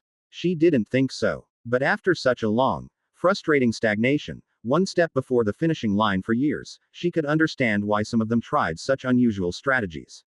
A few of them looked nervous. If she told anyone else, they'd probably think it would be fiction. Even if their foe was a demon king. To the regular folk, it was hard to imagine people who were level 140s being nervous. Folks that were so close to divinity having to give themselves a pep talk was a hilarious image. Those not here would not understand the emotions they have, or what it is like to face a demon king with few exit routes. Lozan closed her eyes momentarily and gave herself a pep talk. She would make it. She closed her eyes briefly and imagined her mother. She remembered her childhood, hiding in the tree. The decades since Eons' presence had made Mountainworld into a safe place. She would like to help spread that presence to more worlds. Everyone deserved freedom from a plague that did nothing but destroy. Some forms of destruction resulted in renewal. They destroyed the old so that the new could replace them. The rift gate opened, and the level 140s waited. And they were off. Lozan watched the Demon King emerge from the rift, in one of the thousands of mountainous valleys of Mountainworld. Mountainworld was home to numerous mountain ranges, created not by tectonic plates but by the flows of magic that forced the terrain to flow with it. Demon King Armadan has arrived. The Demon King was a large-scaled creature, resembling an armadillo with heavy armor, with 4 legs, all ending in sharp claws.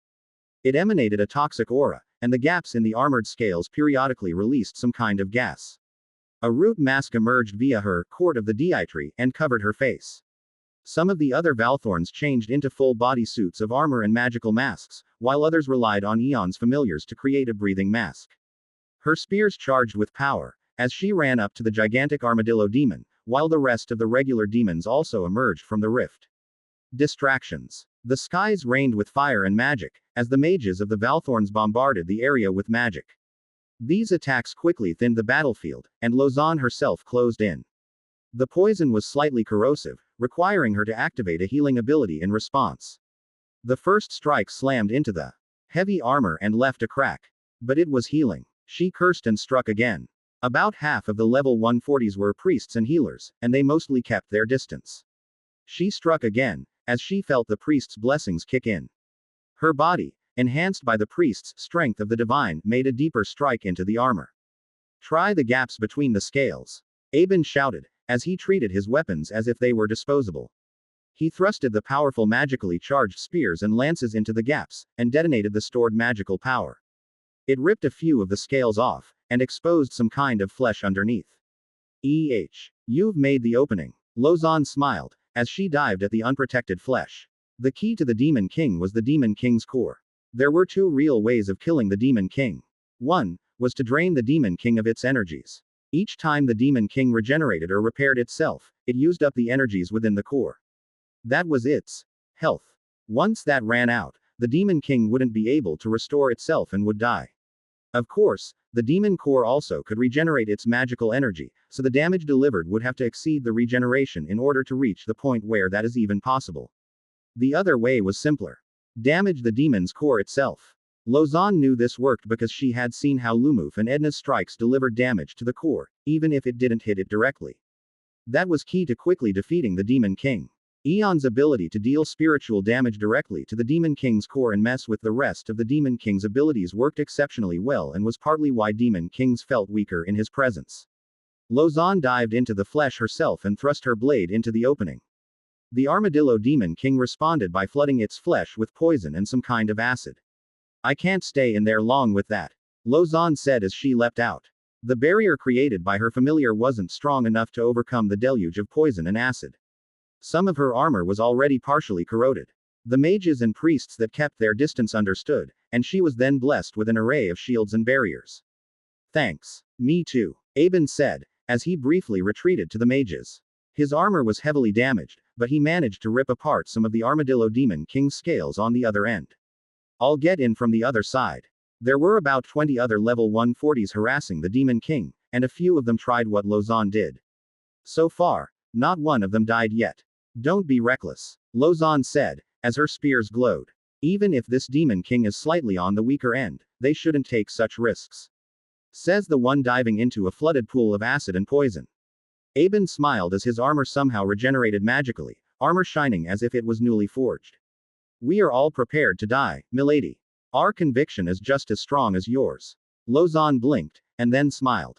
Ah, that is true. Then let's see who gets to it first. The Valthorns launched wave after wave of attacks, but the Demon King's toughness was truly impressive. A few of them tapped out and retreated. Lozan kept trying, but the Demon King's core proved elusive. The creature was too large, and each of their strikes wasn't deep enough. She remembered how Edna once said that she felt thoroughly frustrated. She was a domain holder, but even at level 150 to 190, she didn't have enough firepower. But no, Lozan knew she couldn't think that way.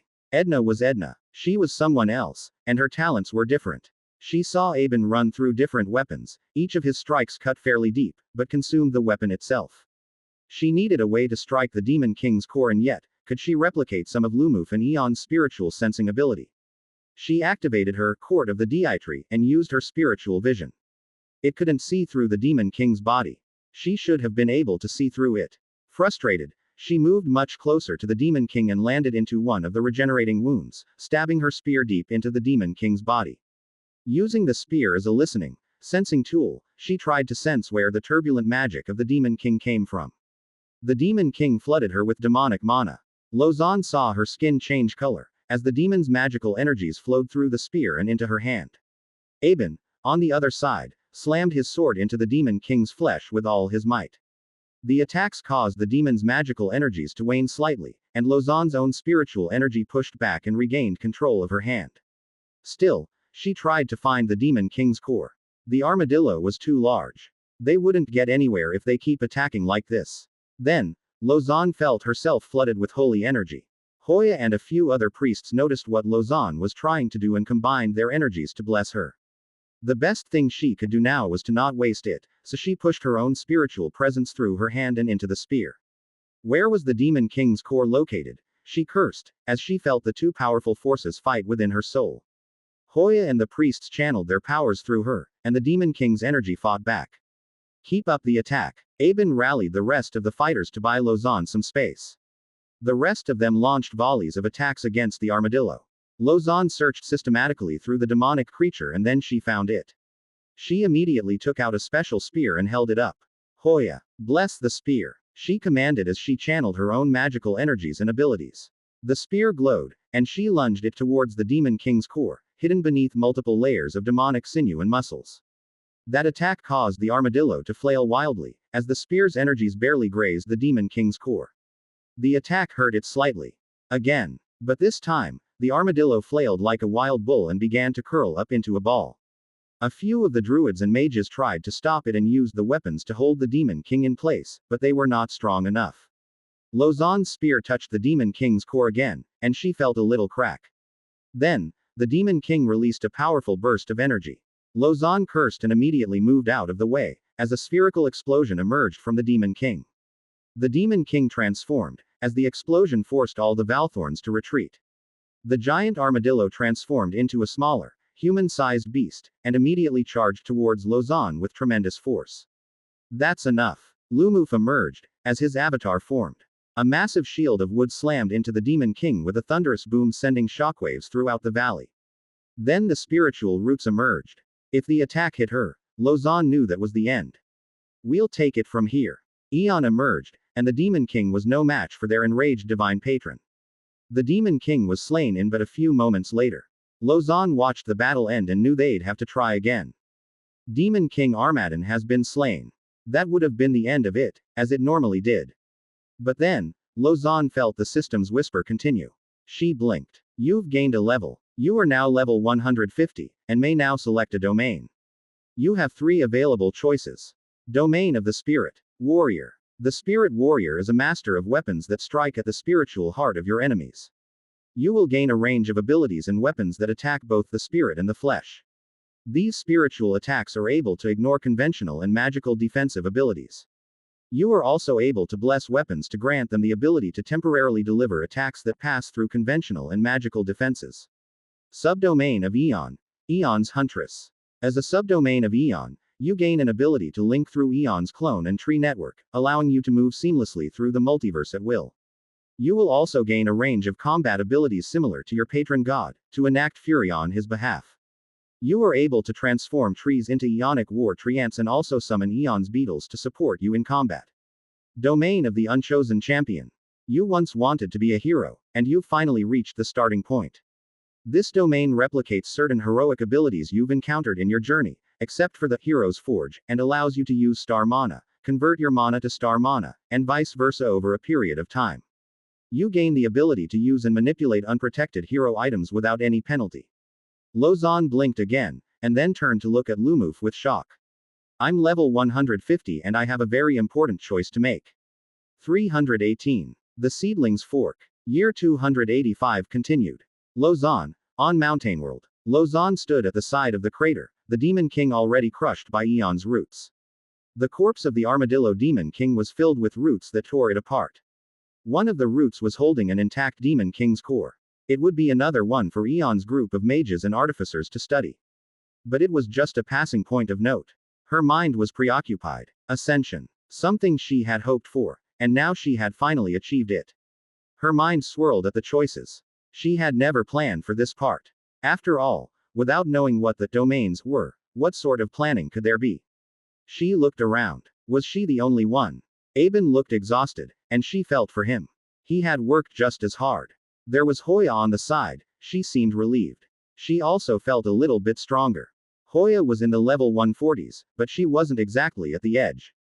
She must have gained a few levels and now she was on the cusp of becoming a domain holder. But Aben noticed Lozan's eyes, and he walked to Lozan. You did it. I could feel it. I did, Lozan said, but thought of consoling the knight. Aben was at that edge far longer than anyone else, and yet the system gave her the domain before him. Why? There were 1,000 questions in her mind, but none would help at this moment. But she stopped before the words left her mouth. Aben didn't need it. He's a damned good knight, he didn't need her consoling words. She knew he would trudge on. He tried his best to smile.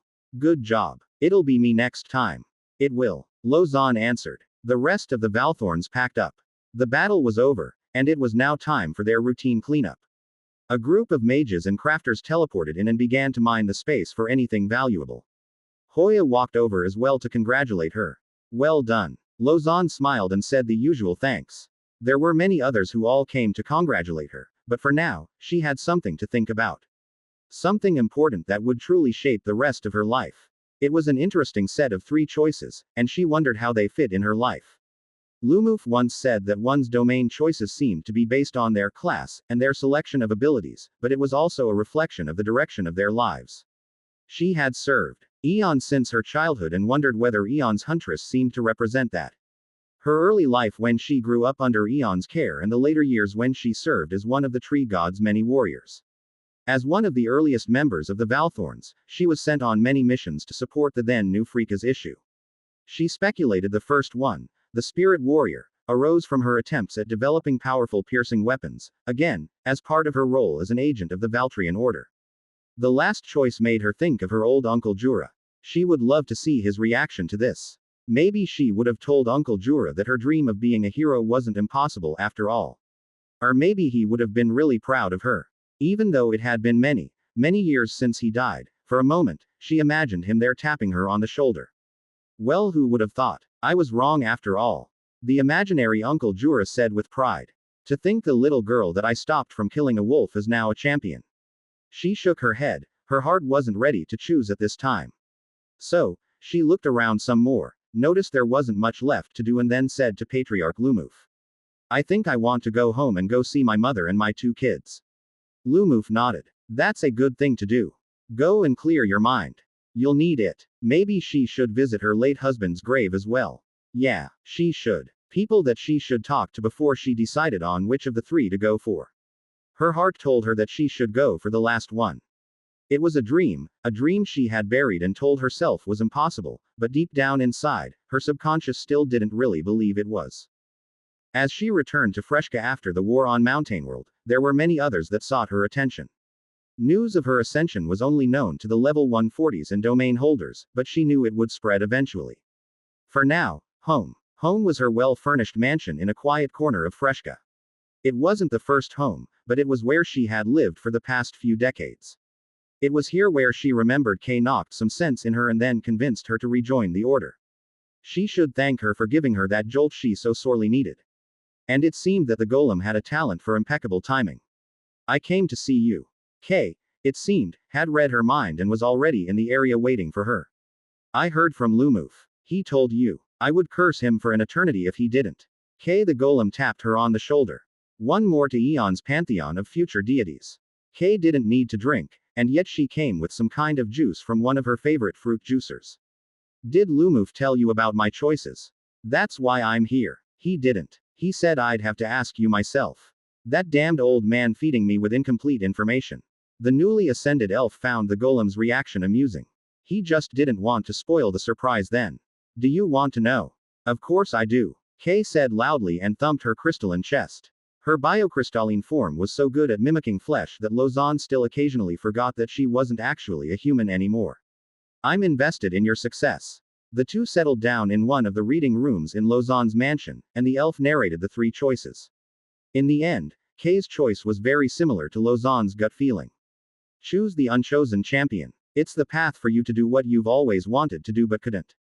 Star mana is tremendously powerful. I believe so too, but I thought of giving it some time before I make that commitment. We are not at the point where I need to rush through that decision. After Kay, a few of Lausanne's closest friends, families all came to talk to her. Her mother, Lofen, was proud as hell and wished that her father would have been there to see it. Her daughter, Arlissa, didn't seem too excited. If anything, Lausanne's success turned into a deeper, larger shadow that loomed over her life. Lausanne tried to tone it down, but Arlissa's frustration only grew. Her son was fairly relaxed and didn't have much of an opinion of his own. He was just glad that now that she was a domain holder, she would be eligible for the resurrection ability of Eon. He didn't have to fear losing his mother, and that was all that he needed to know. The Valley of the Unrodden. It was the name those who came after her gave to this place. The name of the place where they survived the Rotted Lands. She didn't like the name. It was her home. It was Frika, and then New Frika. It wasn't such a deep, scary valley, either. Their long confinement of almost 2 decades surviving on their own druidic produce and what little food they farmed in the valley was a memory most of them didn't think about. Things are definitely better now. Nostalgia. Her mind thought about those days when she was trapped here in the valley. The valley has changed so much. This place used to be home. Their homes used to be within the various subsidiary trees of Eon, but it had been more than a century. She hadn't been back in a long time, and yet, the very act of achieving one's domain seemed to refresh her past. So here she was. The place felt dense. Eon's presence was so heavy here, and before she got her domain, at times it felt suffocating. She could even tell he was trying to shift his presence around, but Eon's presence distorted the world and that distortion was unmistakable. Increasingly, even Edna, Stella, and Lumufal also distorted the world around them. For lesser beings, they were at the mercy of something that could unmake them in many different ways. This time, this visit, it all felt different. She could still feel Eon's powerful presence, but it gently moved around her, as if she was a boat sailing through calm, peaceful waters. She was once a sandcastle facing the ocean tide, but today, it was as if her sandcastle was made of carved marble and stone, and the waters did not harm her. TreeTree, are you there? Lausanne could speak to him everywhere, and yet, she still came here to speak to him. Her childhood that at some point seemed hazy, now turned clear. She knew her fellow domain holders had rather vivid memories, but the sudden clarity to her memory and the strength of her nostalgia made her wonder whether this was an effect of the choices available to her. Yes. The voice spoke into her head, and she blinked as she realized she could alter the form of that voice. Eon's voice had taken an ethereal, choral quality over the years, as if 1,000 trees rustling and speaking together at once. Now, with the domain, the voice she allowed to enter her mind was within her control. She could shape that voice such that it didn't overwhelm her, and she blinked as she realized how much leeway she had to shape the voice of those communicating with her telepathically. She had always known that the domain protected them from mental intrusions and the effects of other immortals. In a way, a domain was the system's way of carving up the distinction between someone who existed as a part of the environment and someone who now stood above them. I can make you sound like you used to, Lozan said, feeling amused at how Eon's voice was back to that old, wise, but singular voice of her younger days. It seems the domain has brought you a fair bit of nostalgia. Eon spoke to her without the echoing. Her mind didn't have to strain to withstand a powerful being's intrusion. Yes, it has. Since two of my choices make a reference to my past, I would think so. Lozan said. Both the Unchosen Champion and Eon's Huntress referred to her roles over the years. It seems I was held back by my past more than the others. And the system recognizes you for it. I thanked Kay for helping me realize that I had unsolved dreams. But now I think I owe her a little more than that. She should buy Kay a good present for breaking her out of her stupor. A nice meal would be the normal way of saying thanks, but the golem didn't really need to eat. Kay's casual way of achieving things without much direct conflict is a strength of hers. I would give her a reward, but what she wants is just for the heroes to have a good rest. Lozan smiled. She knew Kay played a big role during the first Crusades, then later as the coordinator of the League of Heroes. Now this. Yes. But this is the start. I am at the starting line. What should I choose? It's your choice. We will respect whatever you do and know that there will be a place for you. Eon said, and for a moment, she remembered the days of New Freaka. There are thousands of worlds. Stella's detection finds more worlds the further it goes. The first choice, I suspect, is about your youth. Eon said, your first weapon was a spear, and a dagger. The spear, because you hoped to reach them and hit them before they could hit you. The dagger, because you wanted to kill the moment they got close enough. Edna always wanted to be a knight. Lozan said. She actually remembered meeting Edna when she was just a Grand Knight undergoing training in Freshka. She remembered Eon offering her the level-breaking fruit, and she had declined. That fruit, instead, went to Edna. She had wasted so many years. That is a part of it. A part of you wanted to wander the world, learn from various spirit trees. We are more than just a single thing, and that system probably has to try very hard to boil down what your story is. Eon speculated. Yet thinking about the system's peculiarities was not why she was here today. Lozan shook her head, and approached one of the giant attendant trees. Is our home still there, inside your secret hideout? There was silence. A long silence she was so used to. Yes. Can I see it? Lozan said. The dark, magical bark that was part of Eon's gigantic body shape shifted, the bark itself reforming into a door. It was a kind of wood magic, but maybe not. Her fingers and arms seemed to tremble as she reached for the knob. The room was unchanged. There were still a few of Uncle Jura's things all over the place. There were some old clothes, perfectly preserved by Eon's preservation ability. This was after New Freaka. Lozan asked. We stopped living within you after the Rotterdlands incident. Yes. After my long sleep all of you were used to living outside. You've all stayed in for a bit, but then, eventually all of you moved out. Lozan nodded. The valley wasn't a place to stay. Freshka, the new city that was built nearby, was a much more pleasant place. Not everyone wanted to live under the presence of a god. So, the secret hideout was just as it was. Most things of value were taken away, but there were some old things left behind. They were already a powerful group at that time. Freshka and the Order had risen to dominate the continent. There were a few old overcoats, some thick boots, and a few more gloves. There was the old pantry area, with the old wooden plates and cups. The world used to be a lot simpler. Lozan said, and she felt Eon laugh in her head. Without the creepy echoes of Eon's voice, the laughter genuinely felt amusing. It's only simpler because someone else dealt with the complicated stuff. Eon said, you're right. It was just a silly thought in my head. The elven girl looked at that. But I still miss those days. My memories of my childhood are so vivid, suddenly. Then she was quiet. I've never brought my late husband here, did I? No. Not to this space. He would have loved to see it, and I can still imagine him here. He would have said we lived in a life of luxury.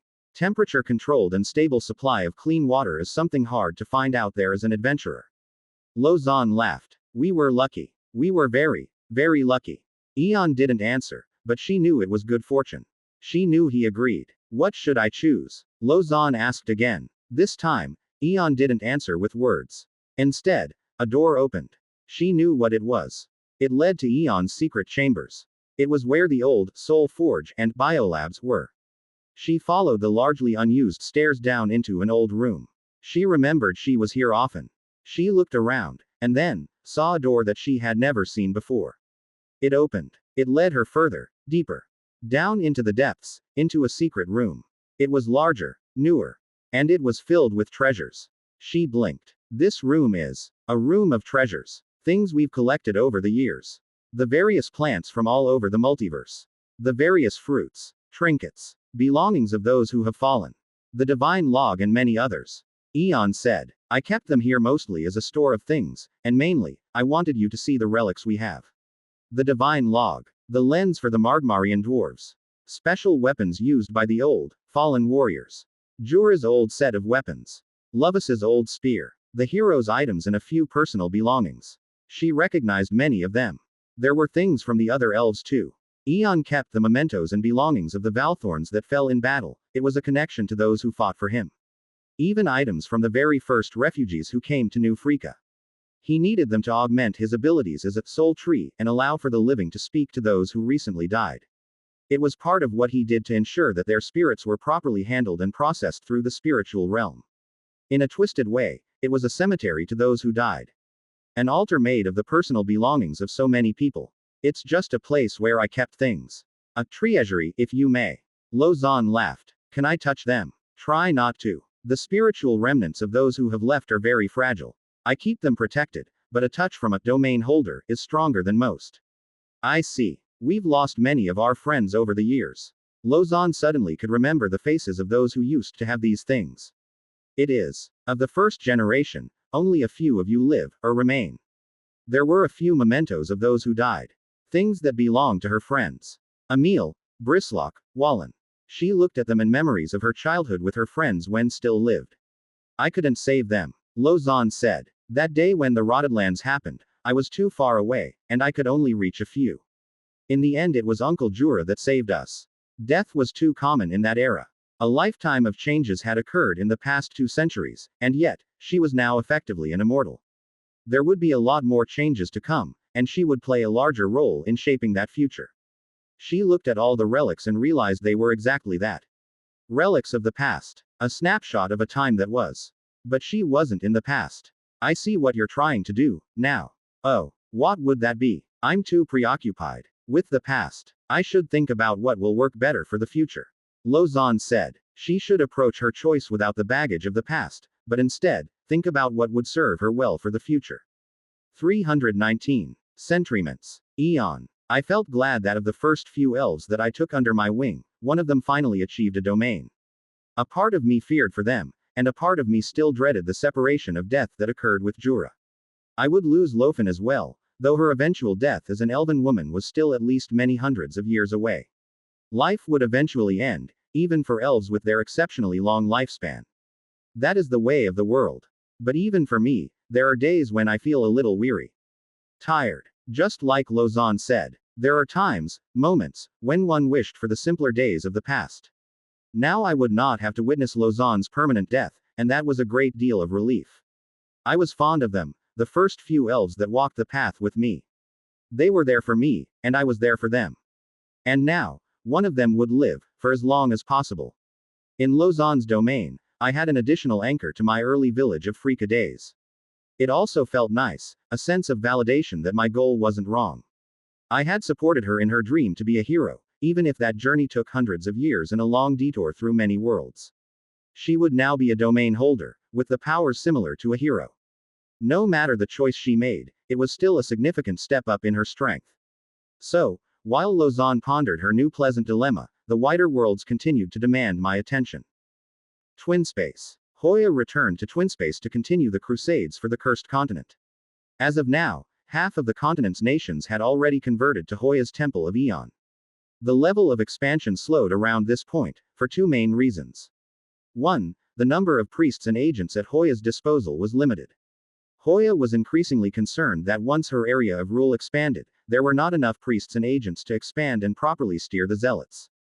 The zealots were powerful. Their passion was real, but it was therefore really important to properly guide this fervor in a way that would lead to productive outcomes. The second reason was really more of a number issue. With any significantly large number of people, there would be those who oppose for the sake of opposing. Those that felt a need to struggle against others and rebel against the norm. Half of the inhabited old continent was more than good enough. Hoya's followers channeled the zealots from their converted population. The most passionate were redirected to building ships and raising an army to sail on them towards the new islands. The islands at the middle were built into a rest and refueling stop, for them to proceed to the cursed continent. They built 1,000 to 2,000 ships, and all in a few 100,000 warriors would leave for the journey. Many of these would set sail for the cursed continent from the islands, chasing the dream of the promised land. As with all acts of faith, there was a special ceremony to seek the blessings of their patron god. For assistance, for a smooth journey, and for a successful venture. A few thousand warriors and a few thousand more spectators. The ceremony would be held across the cities simultaneously, though the main event that was a massive send-off at the main port city. Multiple platforms were constructed throughout the cities in order to host the event. It would be time for her to summon a titan, and she made arrangements with Lumuf to make it a spectacle. It had to be. She asked for a beetle carrier to fly overhead.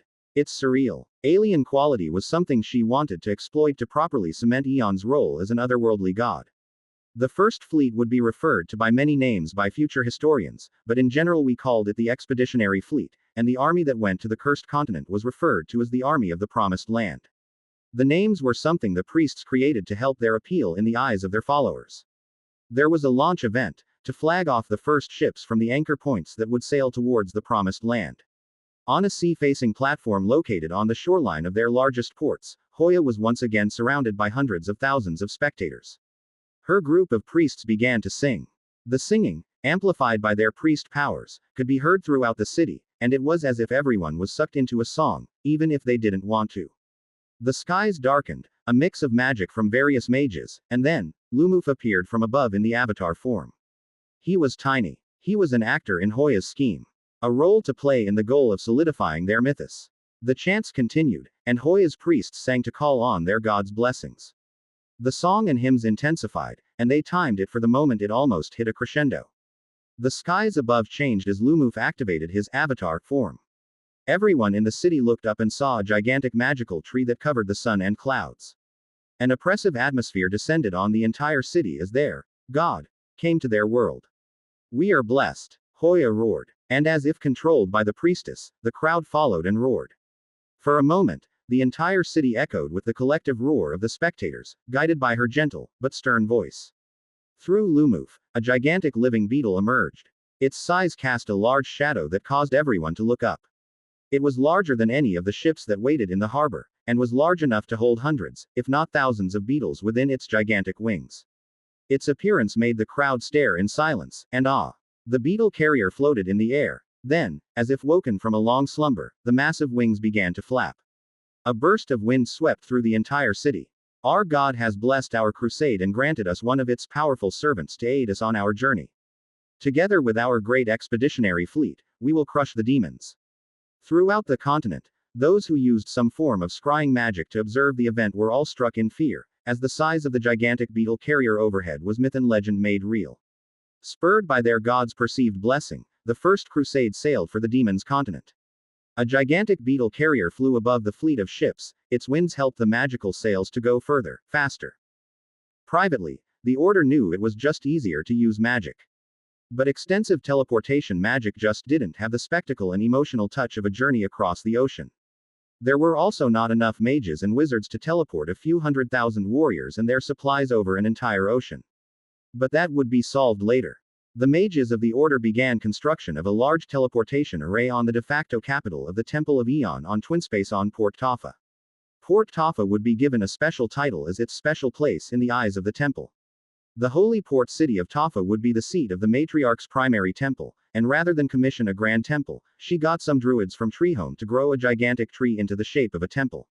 Ideally, she would have liked it to be a node tree, but the actual node would be placed on the demon's continent to facilitate the conquest of the new continent. So this was the compromise they ended with. The teleportation array would then be paired with another teleportation array on the demon's continent close to the node tree, and the two would then facilitate fairly regular movement of people between the two continents without the use of ships or airships in the future. The journey across the ocean took about 2 months, faster than expected due to some favorable winds and magic from the Order's mages. Hoya wanted the first fleet to appear blessed, and so she had used her resources to ensure favorable winds. With things going well, the expeditionary fleet's army was in high spirits. Hundreds of thousands landed on the demonic continent, and with the backing of the giant beetle carrier that flew overhead, nicknamed Gantry, war finally came for the cursed continent. The landing site they chose would be where they founded the cursed continent's first city, and the city would be later named Expedition's Landing. The demons were fairly disorganized, and so the army of zealots were able to swiftly purge the area of demons, and thus the war to claim the cursed continent had begun. These expeditioners quickly able to verify the Temple of Eons claims. The cursed land really was incredibly fertile and rich with resources. It was never mined, never farmed. Even with the demons' corruptive blight. Back on the old continent, there were rumors and news that began to spread.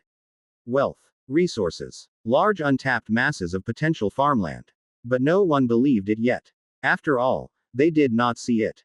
The cursed continent was covered in demonic blight, and that same demonic blight tampered with magic.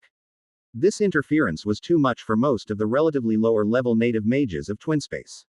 But Hoya knew she had to show results. Something to keep the nobles and the new zealots hooked. So, Hoya's expeditionary fleet hauled up large boulders of unprocessed ore. Most of these boulders were left untouched by the demons, filled with gold and gems, and were shipped back to the main continent. She knew that day when the first ship, their very first treasure ship, landed on Port Taffa and unveiled what they had brought back from their very first landing post, the rush for the cursed continent would truly begin. Tree home. Everything's okay, Prabhu said as he emerged from the biolab. I feel great, actually. Strangely nice. He stretched. Did some small jumps. The man looked like he never aged a bit. Rahana, his daughter, looked happy. Relieved. The heroes had many children, though both Prabhu and Colette have been fairly special with each other and only have Rahana. She was much older now and in her teens. A human like her didn't have much special skills, but as she began to age faster than her parents, I knew they would start to have strange thoughts about their children. But it was a can they kicked down the road. For now, everything is fine.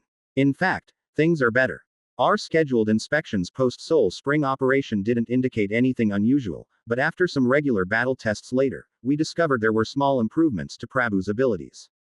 We noticed Prabhu stopped complaining about unusual pains in his head.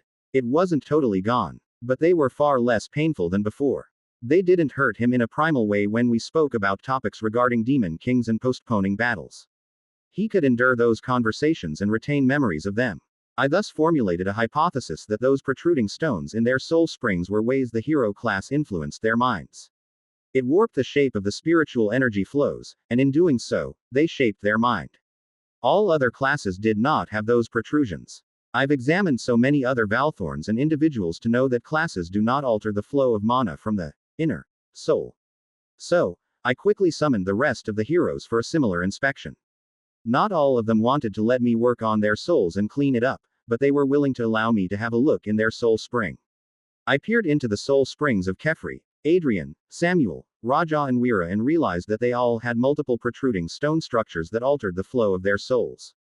This was the equivalent of a tumor growing within their brains.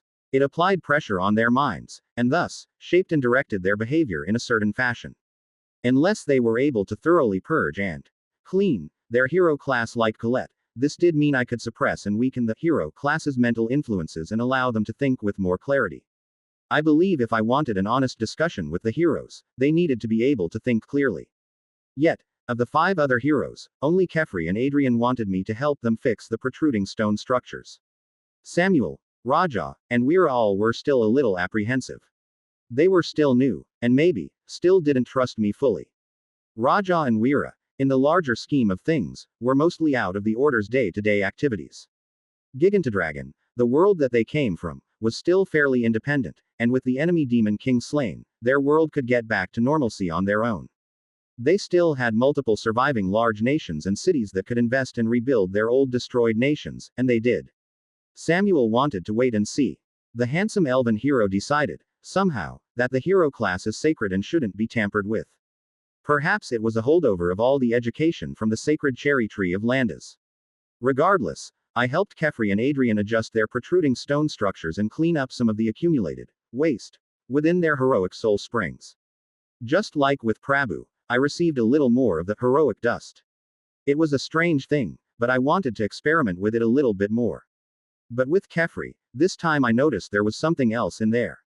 A differently colored rock within her soul spring. I didn't know why I never noticed it before, or perhaps, because it was in the inner side of the soul spring, obscured by the turbulent star mana of her soul. It had a connection to another.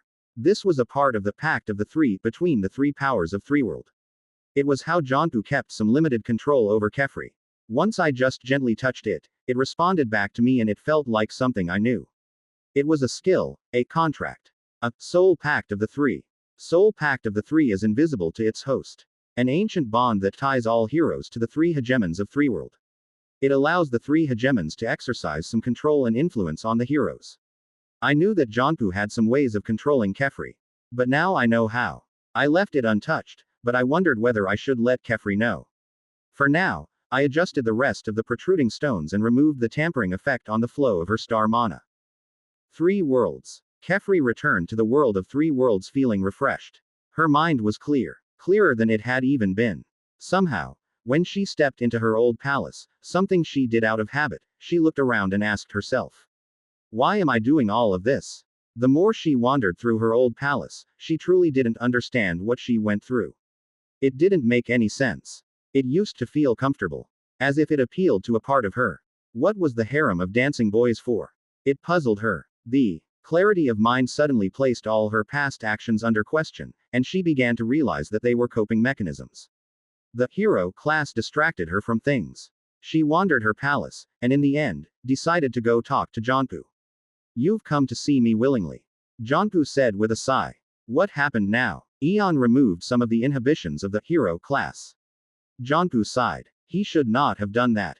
They exist for a reason. Did you know this would happen? Me? No. I have never seen it done. But heroes are dangerous. You can be dangerous. These inhibitions and distractions are how the gods ensure heroes remain functional and non-destructive in a world that only needs you for moments in time. The reality of being ripped out of your old world and placed into a new one is hard for you. Jonpu geared for a fight, as if Kefri was here for a showdown. Maybe it was Jonpu's old past life's experience. His past with heroes often involved showdowns. But he didn't get one. No. Kefri countered, as she realized Jonpu was prepared to fight her. He was worried that without the inhibitions, she would go rogue. But no, that's not what she is here for. No, it's not. Not for me. There's no need for this. Kefri said, as she realized that Jonpu's fears were unfounded. I have my fellow hero friends, and as long as there is a community, I can deal with this. I just came to talk.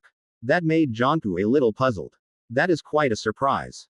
Yeah, I think you can just take back my palace and assimilate my old queendom. I don't need it anymore. Kefri said. But I will return to fight the demons, as I must. I see. This is an interesting turn of events. Kefri seemed to agree. It was great that there was a place that increasingly reminded her of her old home. The chaotic city life of Freshka was very Earth-like, as were all the various entertainment and food options. She should return to her fellow hero friends. Maybe they too need a friend in her. 320. Act of God. Year 286. Darkguard, the demon world connected to the dwarven world of Delveardian. The world of Darkguard was home to a demon mother nursing a growing demon king within its planetary core, and in a decade or two, she would launch an attack on Delveardian. There are 2 things we can do. Alka said. 1. We attack the demons directly, here on Darkguard and potentially trigger a demonic comet. The demonic comet is an extremely powerful countermeasure and it will require the entire order to intervene. As it is, even with the full might of all of us dwarves here, it is unlikely that there will be a successful attack on the Demon King at the current point, so that leads us to option 2. The crowd listened. We wait for the Demon King to attack Delveardian. There is a risk of some collateral damage in the second option. In the past, our preferred strategy was to rig the landing point with explosives and weaken the Demon King so much that the high-leveled order operatives could crush the Demon King. We can reclaim the demon world fairly safely after that. The dwarves of Darkguard had built, within a year, a large sprawling city filled with fortifications, and here, their gigantic war machines were used to combat the demons. Save for the new dwarven city, which was now named Darkguard's Stand, the demon world remained almost entirely demon-controlled. Hordes of demonic spawning pools throughout the wider region would release thousands of demons that charged towards their new city walls. In response, Darkguard's Stand had 3 layers of walls, made from the local region's stone and minerals. But interestingly, the dwarves themselves realized Darkguard wasn't always a demon world.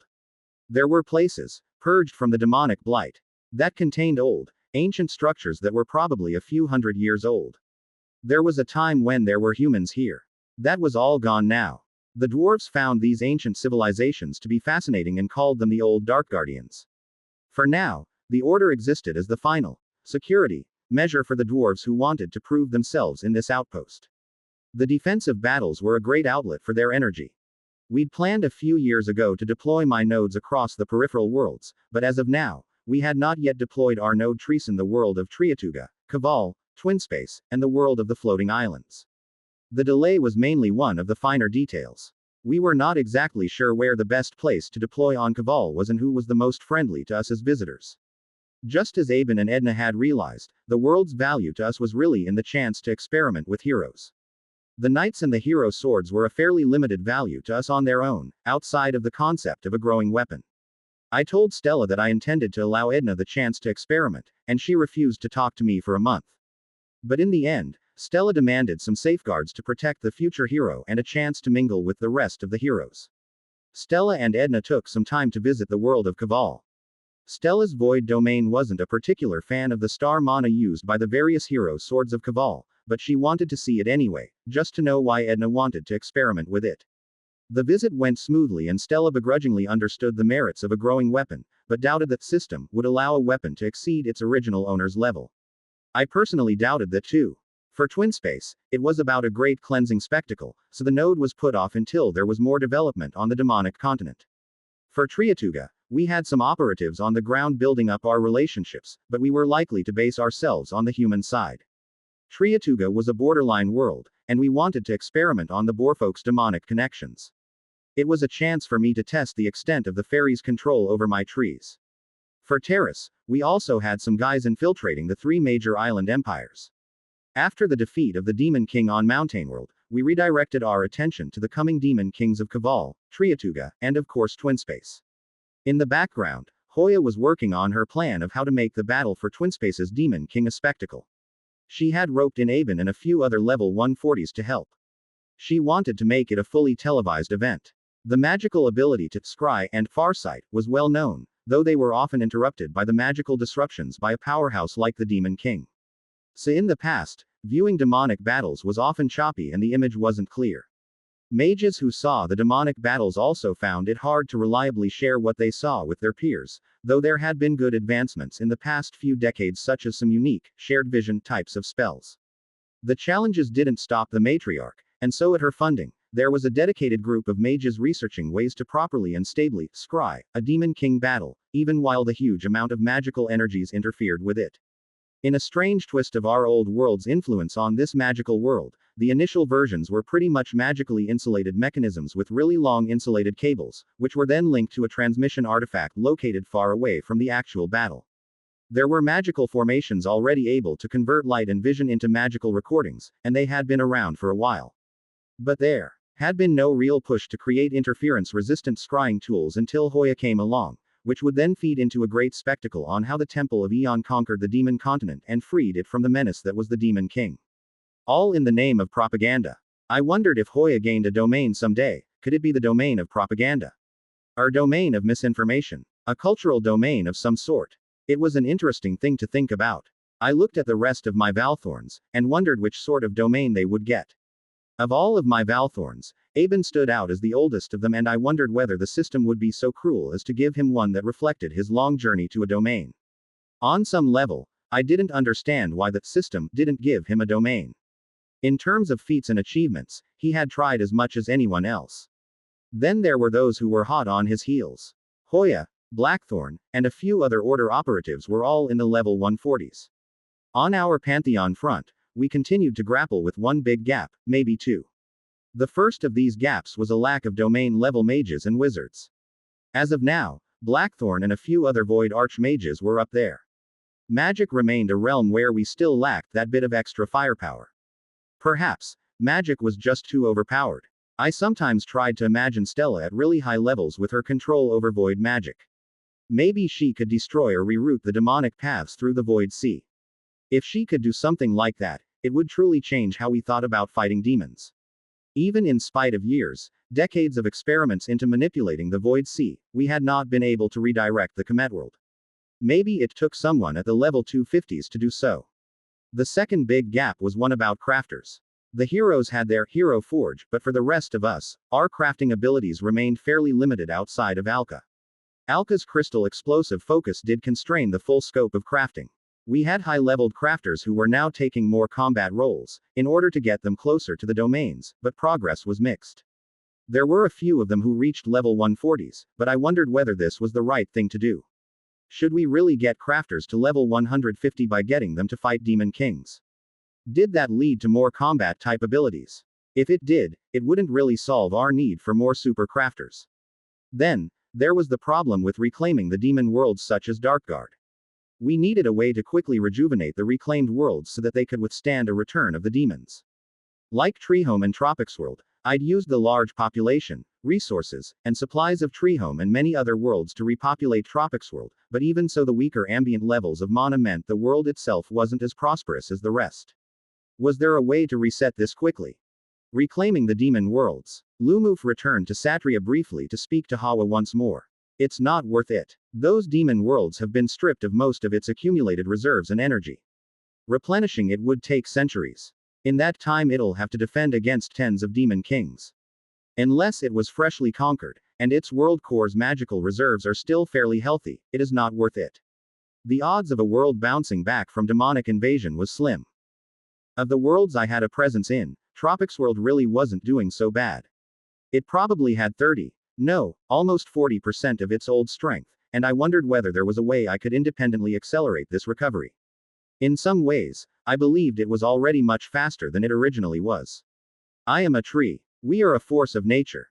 And healing broken lands should be well within my powers. Could I amplify this further so that the captured cores could heal faster? Out of instinct, I reached back deep into the various worlds I was in, like Mountain World, Treehome, and Three Worlds, and tried to call to their will of the world. I wondered if the strong worlds could reinforce the weak worlds. Could the will of the worlds share their energy? At first, there was nothing. But I tried anyway. There must be a way to help the damaged worlds recover so that they are strong enough. So that they don't immediately collapse to the demons in a case of re-invasion. I thought of the challenge as a medical matter, that these damaged worlds were chronically ill patients, and I wanted to use transplanted blood and organs from healthy individuals to shore up these chronically ill individuals and speed up their recovery. I shared those thoughts to the cores I was in touch with. Nothing. It was not that they were not listening.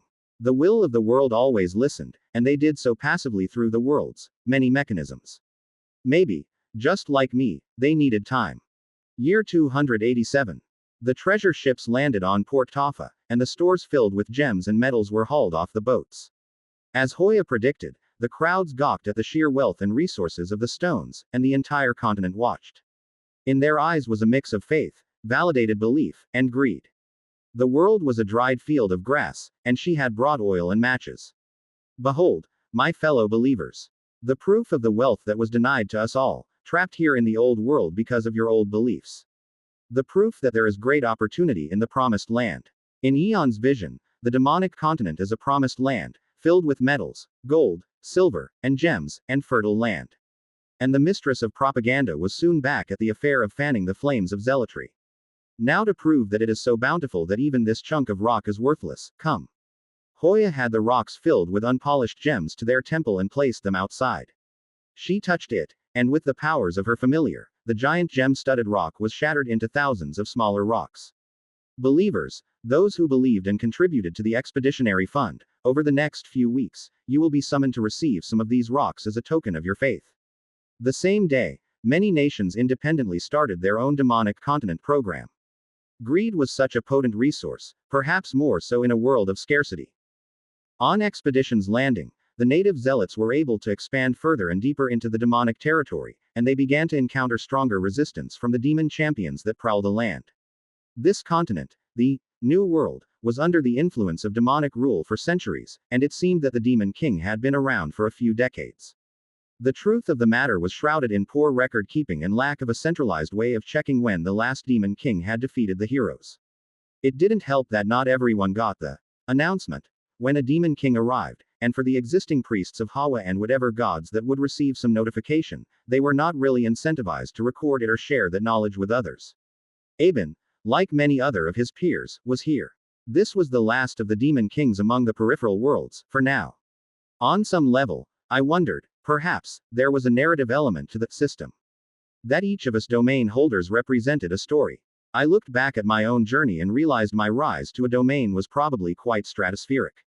Was Aben, therefore, missing the story that would elevate him to a domain? A tale of his journey that would cement him as one of us. In other words, if we looked into the ancient histories and myths of our world, could it be that Aben needed a unique myth?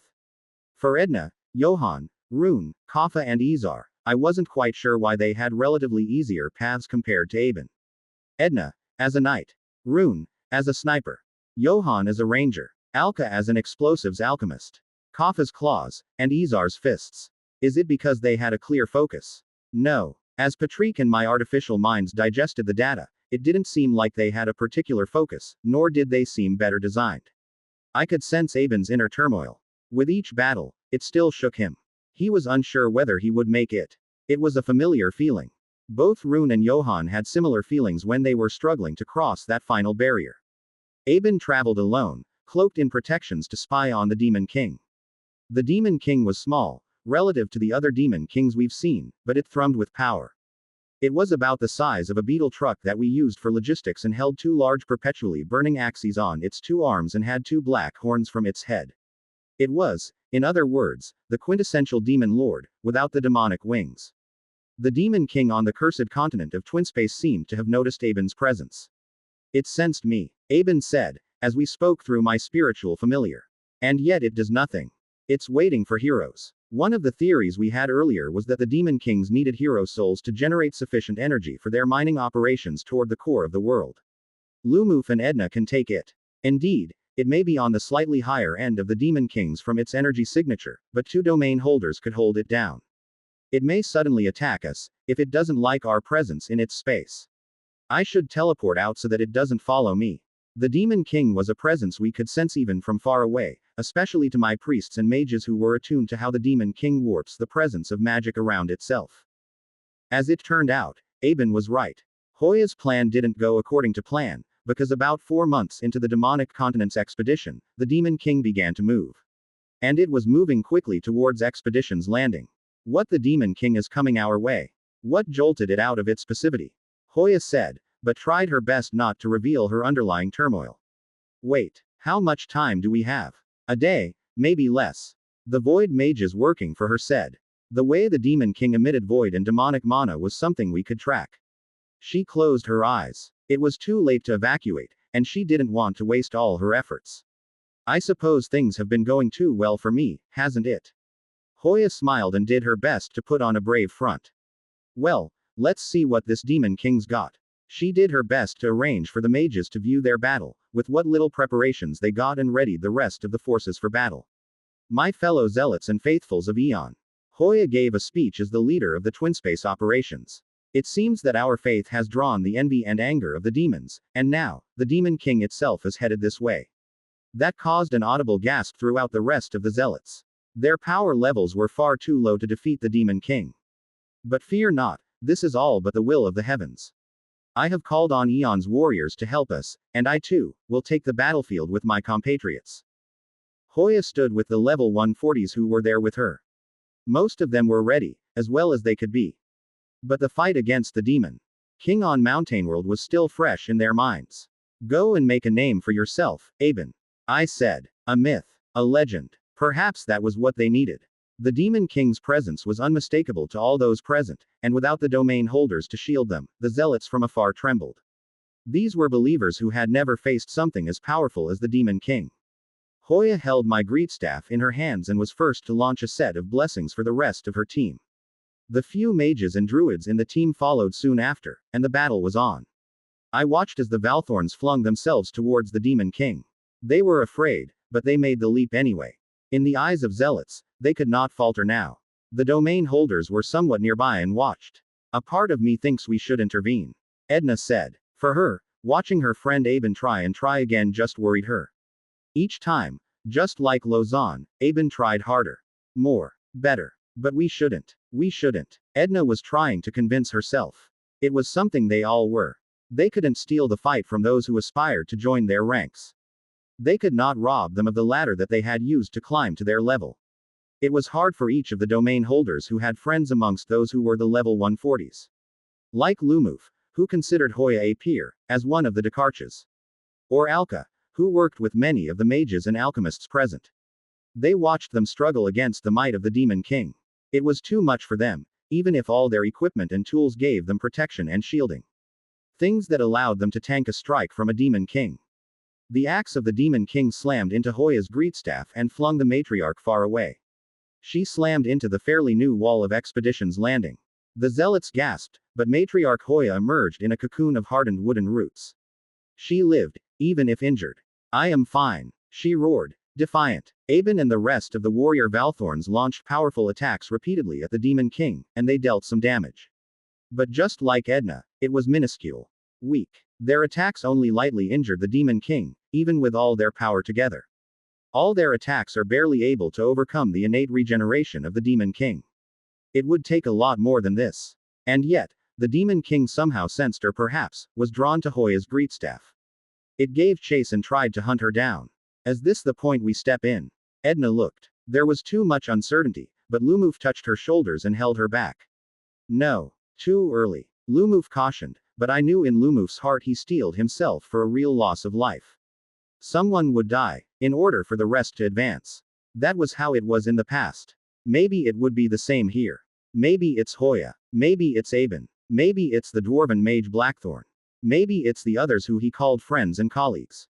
Edna shook her head. You won't stop me from preventing deaths. I will leap right in there if I feel it. Aben and the few warriors stepped in and tried to stop the Demon King from charging in Hoya's direction. Maybe it sensed her weakness. Maybe it was the greetstaff. We don't know why it chose Hoya as a target, but the rest of my Valthorns blocked the Demon King's advance.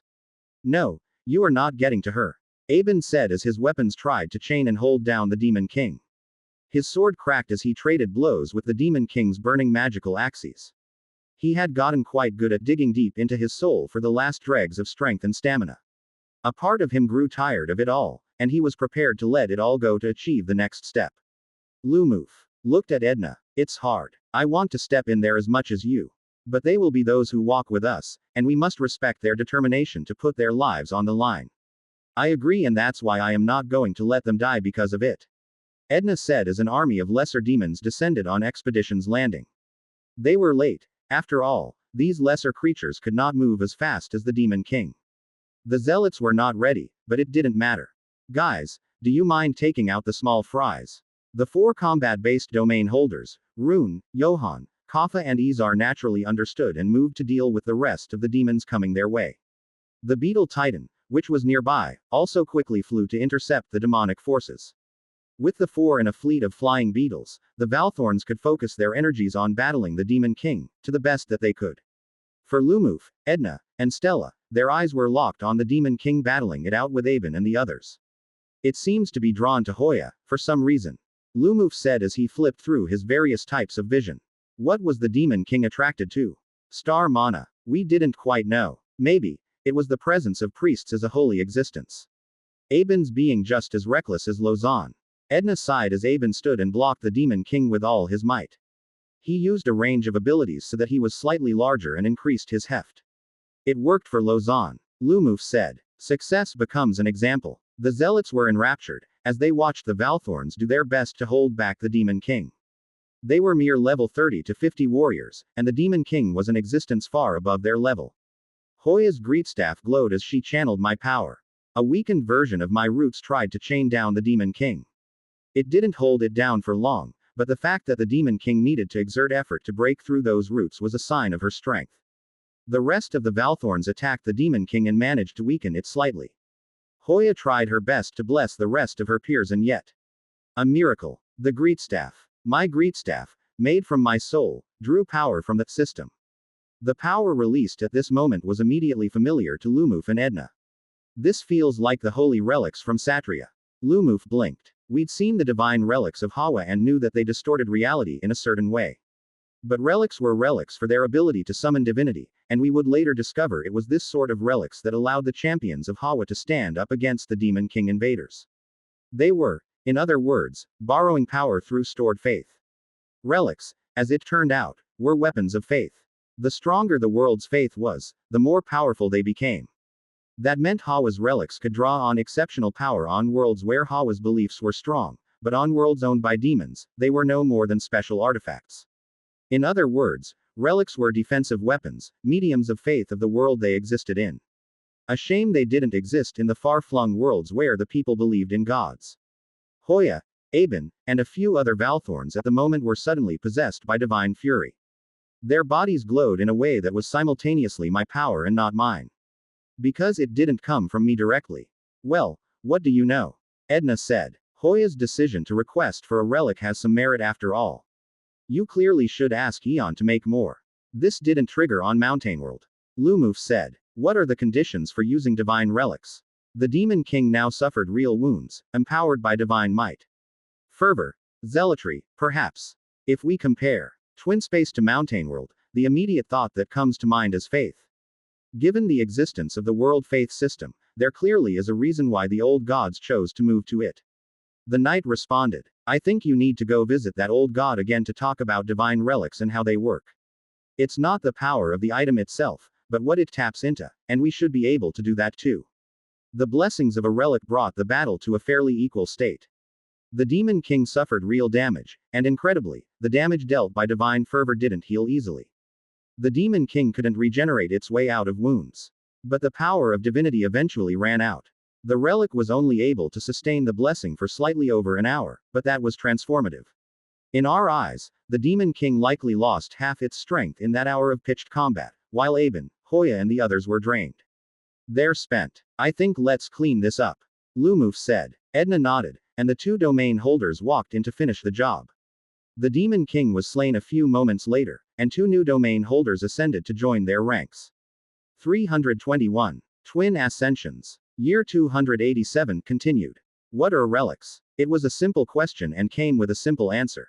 It was a fragment of divinity, and anyone who held the relic could then channel a fragment of that world's faith to create miracles.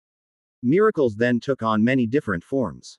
Miracles were things such as a sudden surge in the combat power of Hoya, Aben, and the others. Miracles, in their case, took the form of the power to single-handedly overturn the tide of battle. Relics enabled miracles, and they were an inherent part of the old system. The old gods moved to the world faith system because they all knew that faith was powerful.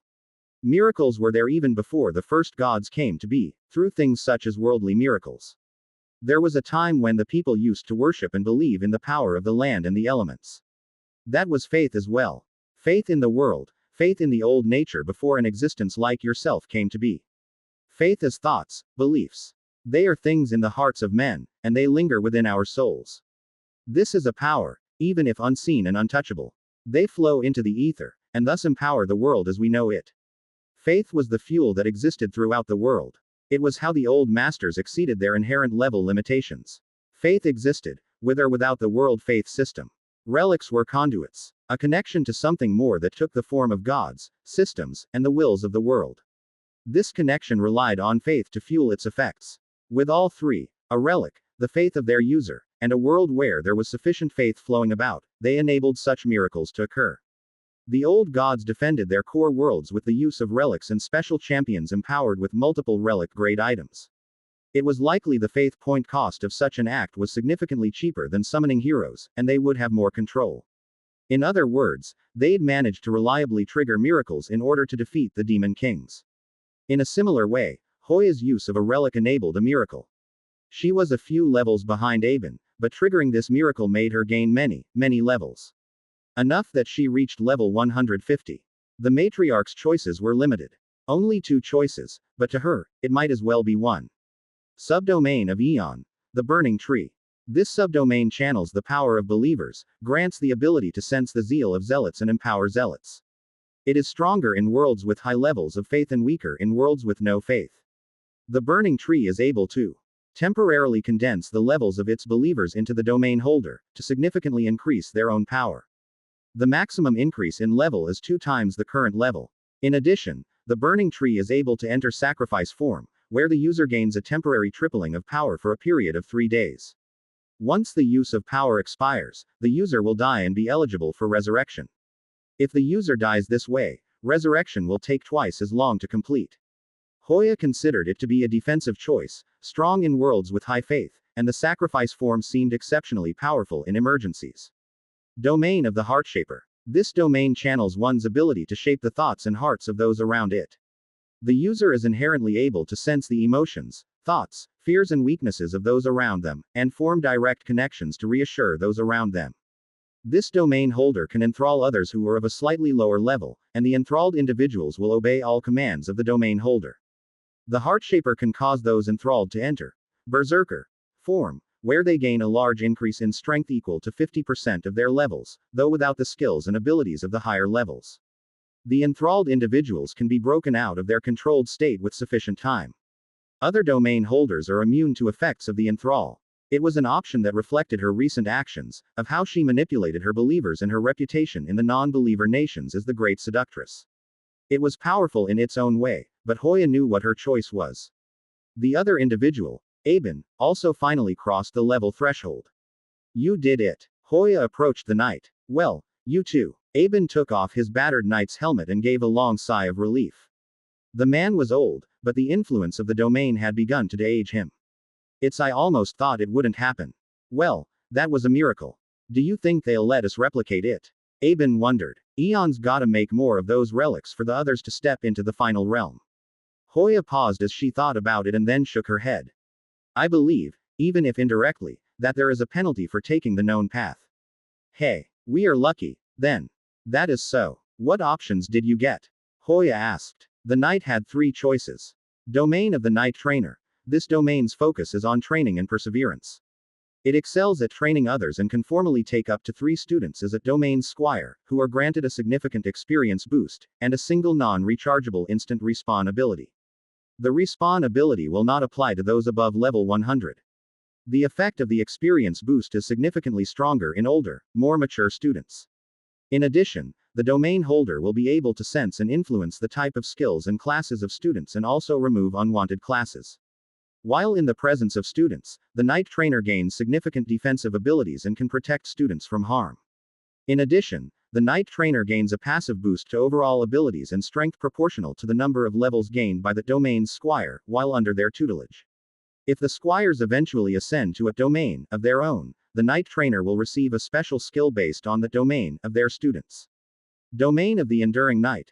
This domain has a focus on long, pitched battles, and can name a target as a marked target.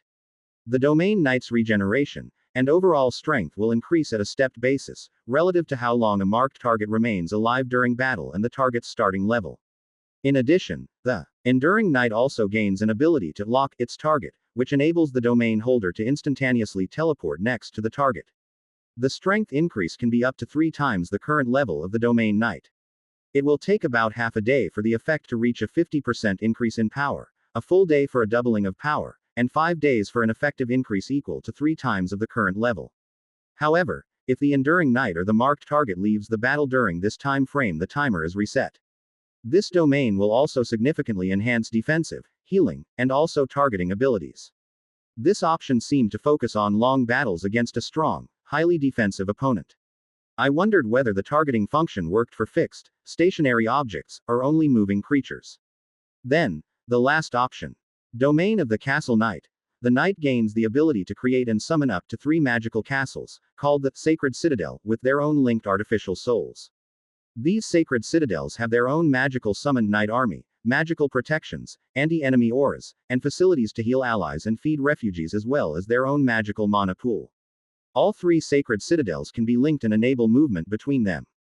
Those with knight and related classes can travel between the magical castles with no cost, while movement of all other objects and individuals will cost some magical energy. The Castle Knight can move to any of its sacred citadels instantly. These castles can have magical fixtures and items installed into them and will retain these fixtures until they are destroyed. The Castle Knight can also temporarily fuse with their sacred citadels to enhance their own strength, endurance and healing. Well, which one do you think you'll go for? Hoya asked. Aben rubbed his chin, and looked around. I don't know. I didn't plan for anything beyond the end of the battle. Me neither. Hoya punched the knight on the shoulder. But for me, it's quite clear what I want. I'll need a few days to process this. A part of me still doesn't believe it and is more than ready to be disappointed once more. Take all the time you need, friend. Hoya said. Choices. We gave them time to think, just as we gave Lausanne. Now we had 3 of them at the cusp of their own choices. So, there are no more demon kings on the peripheral worlds. Lumuf returned to the world of Satria. How long do we need to wait? I ask that you wait for 2 more decades. It will be ready soon. Hawa responded through the communications relic. 2 more decades, year 307. In a few years there would be a new wave of demon kings, but there was nothing to fear. Now, we could have a few years of peace. To rebuild, to regenerate the various broken cities, and to elevate their people. What will be useful for the coming attack on the demonic homeworld? Lausanne approached a few of the domain holders one day and asked for opinions. We do not know, Stella said. I've tried to poke at the barrier to see what lies beyond, but during that brief moment when the sun rings was damaged, all we saw was the demonic comet. Since we are talking about the sun rings, do you think we can try to break it down ourselves, right now?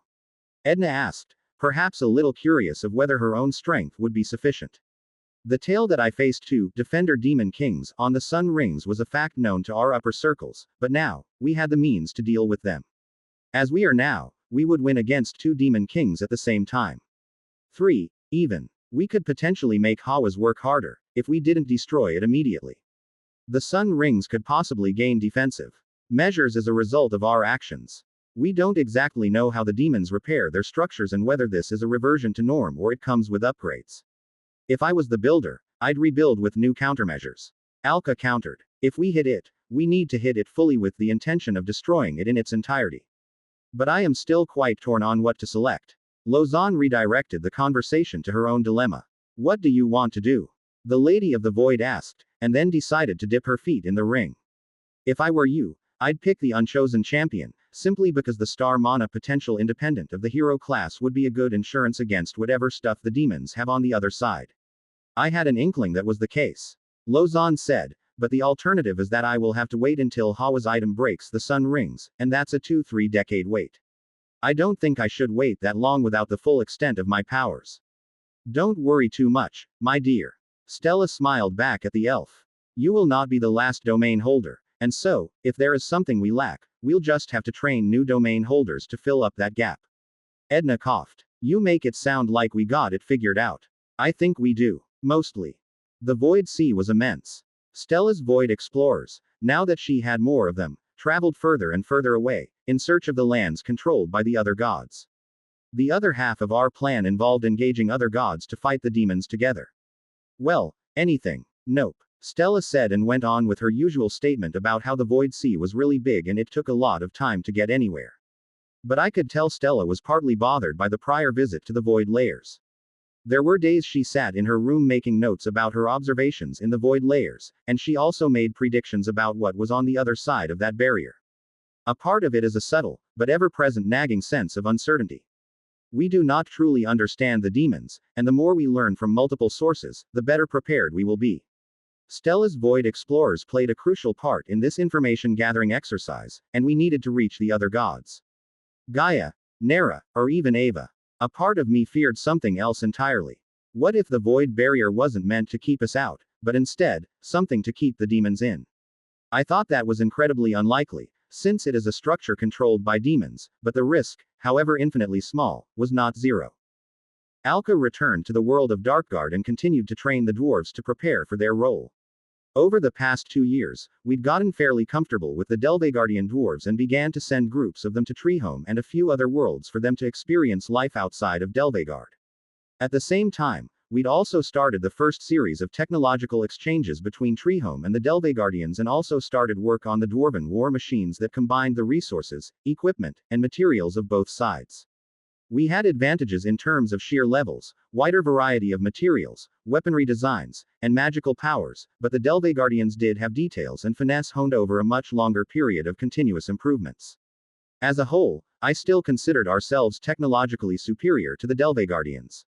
But there was no use hoarding some of the lower and middle tier techniques, and these dwarves had joined our great war. Twinspace. The defeat of Twinspace's Demon King had a significant impact on the overall strength of the demons on the demonic continent. In an instant, it was as if all the weaker demons had lost about 1/5 to 1/3 of their individual combat strength, likely due to loss of some aura or passive enhancement from the Demon King. Expeditions landing, buoyed by the victory over the Demon King, quickly expanded. With the threat of the Demon King removed from the demon's continent, more zealots came over to the new lands and began a new wave of expansion into the demonic continent. The druids and priests had to do some work to purge the lands of the demonic corruption before the lands were usable, but whatever was beneath the thick layer of demonic sludge and blight was fertile, mineral-rich soil that promised a future of prosperity. The gold rush for the promised land had begun, and even the other non-believing nations had begun to set sail towards the promised land. Ironically, the act of doing so only proved Hoya's propaganda as right. It was also much easier to recruit large amounts of zealots now that the wealth of the demon's continent was proven by Hoya's few treasure ships. Each of those treasure ships landed with multiple gigantic rocks and stones filled with unprocessed gems and ores embedded within them. Some had unprocessed gold ore the size of wagons, and the arrival of these treasure ships were actual fanfares as everyone crowded along the piers to see what they brought home. Of course, for those who were not a member of the temple, they had to pay a hefty tax to use the ports about midway between the two continents or risk sailing from one end of the ocean to another without any rest. That was a difficult act and probably many would die taking such a risk. So in the end, the newly set up twin orders of Twinspace made good money charging high taxes on non-temple of Eon affiliated ships. Central, the management body within the Valtrian order, was partly concerned that the presence of a surge in material goods could heavily destabilize the economies of Twinspace over the long term. One of the exit plans for that was to remove some of that excess production and wealth and redirect them to the other worlds, where the economies were much larger and could better absorb that sort of mineral boom. On the other hand, the relatively poor conditions throughout the main inhabited continent meant most of the resources went into improving living conditions. Gigantodragon and Capra didn't give us too many problems, as the order was quickly able to set up offices and buildings. The local Caprans were rather welcoming, and it was a great relief that we didn't have to deal with a combative native population, though we did have to educate the Caprans on certain sensibilities when it came to some of our other order races such as tree folks. The Caprans nibbled and gnawed on plants, and they had a large appetite for food. So, they initially considered tree folks to be a plant. It didn't help that the first few times they nibbled on tree folks, they found their leaves to be exceptionally tasty. The distinction between plant and treefolk needed to be clarified, and unfortunately, that made treefolks ill-equipped to work with the Caprans. The rumors of the treefolk's amazing taste only spread among Capran circles and created an underground movement of people who wanted to taste treefolk leaves. So, we sent lizard folks and dwarves to set up offices and manage our outposts on Capra. Thankfully, it was only a minority, and the Caprans who were recruited to join the first few order operations were reasonable, good folk who could resist such actions. Gigantodragon's dragonlings were also quite easy to work with, and in fact, they were outright mercantile with their approach. They viewed the order's offer entirely on a cost-benefit basis, and quite a few dragonlings, who are a sort of half-dragon humans, joined us merely to receive higher quality equipment and tools. The initial mercantile approach did make us a little suspicious of their loyalties, but we soon discovered that the dragonlings were generally honest folks who worked and agreed to contracts. They had a culture of honoring deals and agreements, and as long as our agreement was fair, they would do their part without betraying us. It also turned out that after a few good contracts, the dragonlings did develop some sort of loyalty to their employers, so it is not as if they were that easily swayed. The Order's operative recruited about 1,000 to 2,000 new soldiers and candidates for Capra and Gigantodragon respectively and sent them over to a few of the nearby demon worlds for practice. It was a similar exercise as the dwarves of Delveardian, and through this sort of tests we could largely figure out how well they tolerated the expeditionary lifestyle, where they spent long periods away from home. To my amusement, Caprans and the Dragonlings were both very tolerant of long periods away from home. Caprans, perhaps owing to their base as half-goat people, were tolerant of distant lands with very harsh environments, as they all had some kind of coping mechanism. Even my existing lizard folks, humans, elven, and dwarven warriors all had their own coping mechanisms. For some, that meant the construction of little outposts where they could let loose and be themselves for a bit. The armies rotated frequently to ensure that the soldiers' mental state were generally healthy. For all these new outposts, they would be tested through smaller real battles against the demons, and over time, they would be exposed to harder foes on new demonic worlds. It'd be a long, 2-decade wait until the sun rings fall, and when that happened, we would need an army ready. With more worlds, we also started smaller-scale manufacturing of crystal bombs and explosives. We had used up a large chunk against the demon's comet, and even if we no longer needed these bombs to deal with demon kings, it was still possible that there were more demons' comets and countermeasures of that level of power. A few suggested that we speak to Hawa as well, to construct a relic able to destroy demons' comets without a need for so many different explosives. But now that I'd seen Hoya use my great staff as a relic, I wondered whether I could do so myself and had the levels of power needed to do so. I suspect the shift to the world faith system was motivated by the potential they saw in these relics, and how they enabled and weaponized miracles.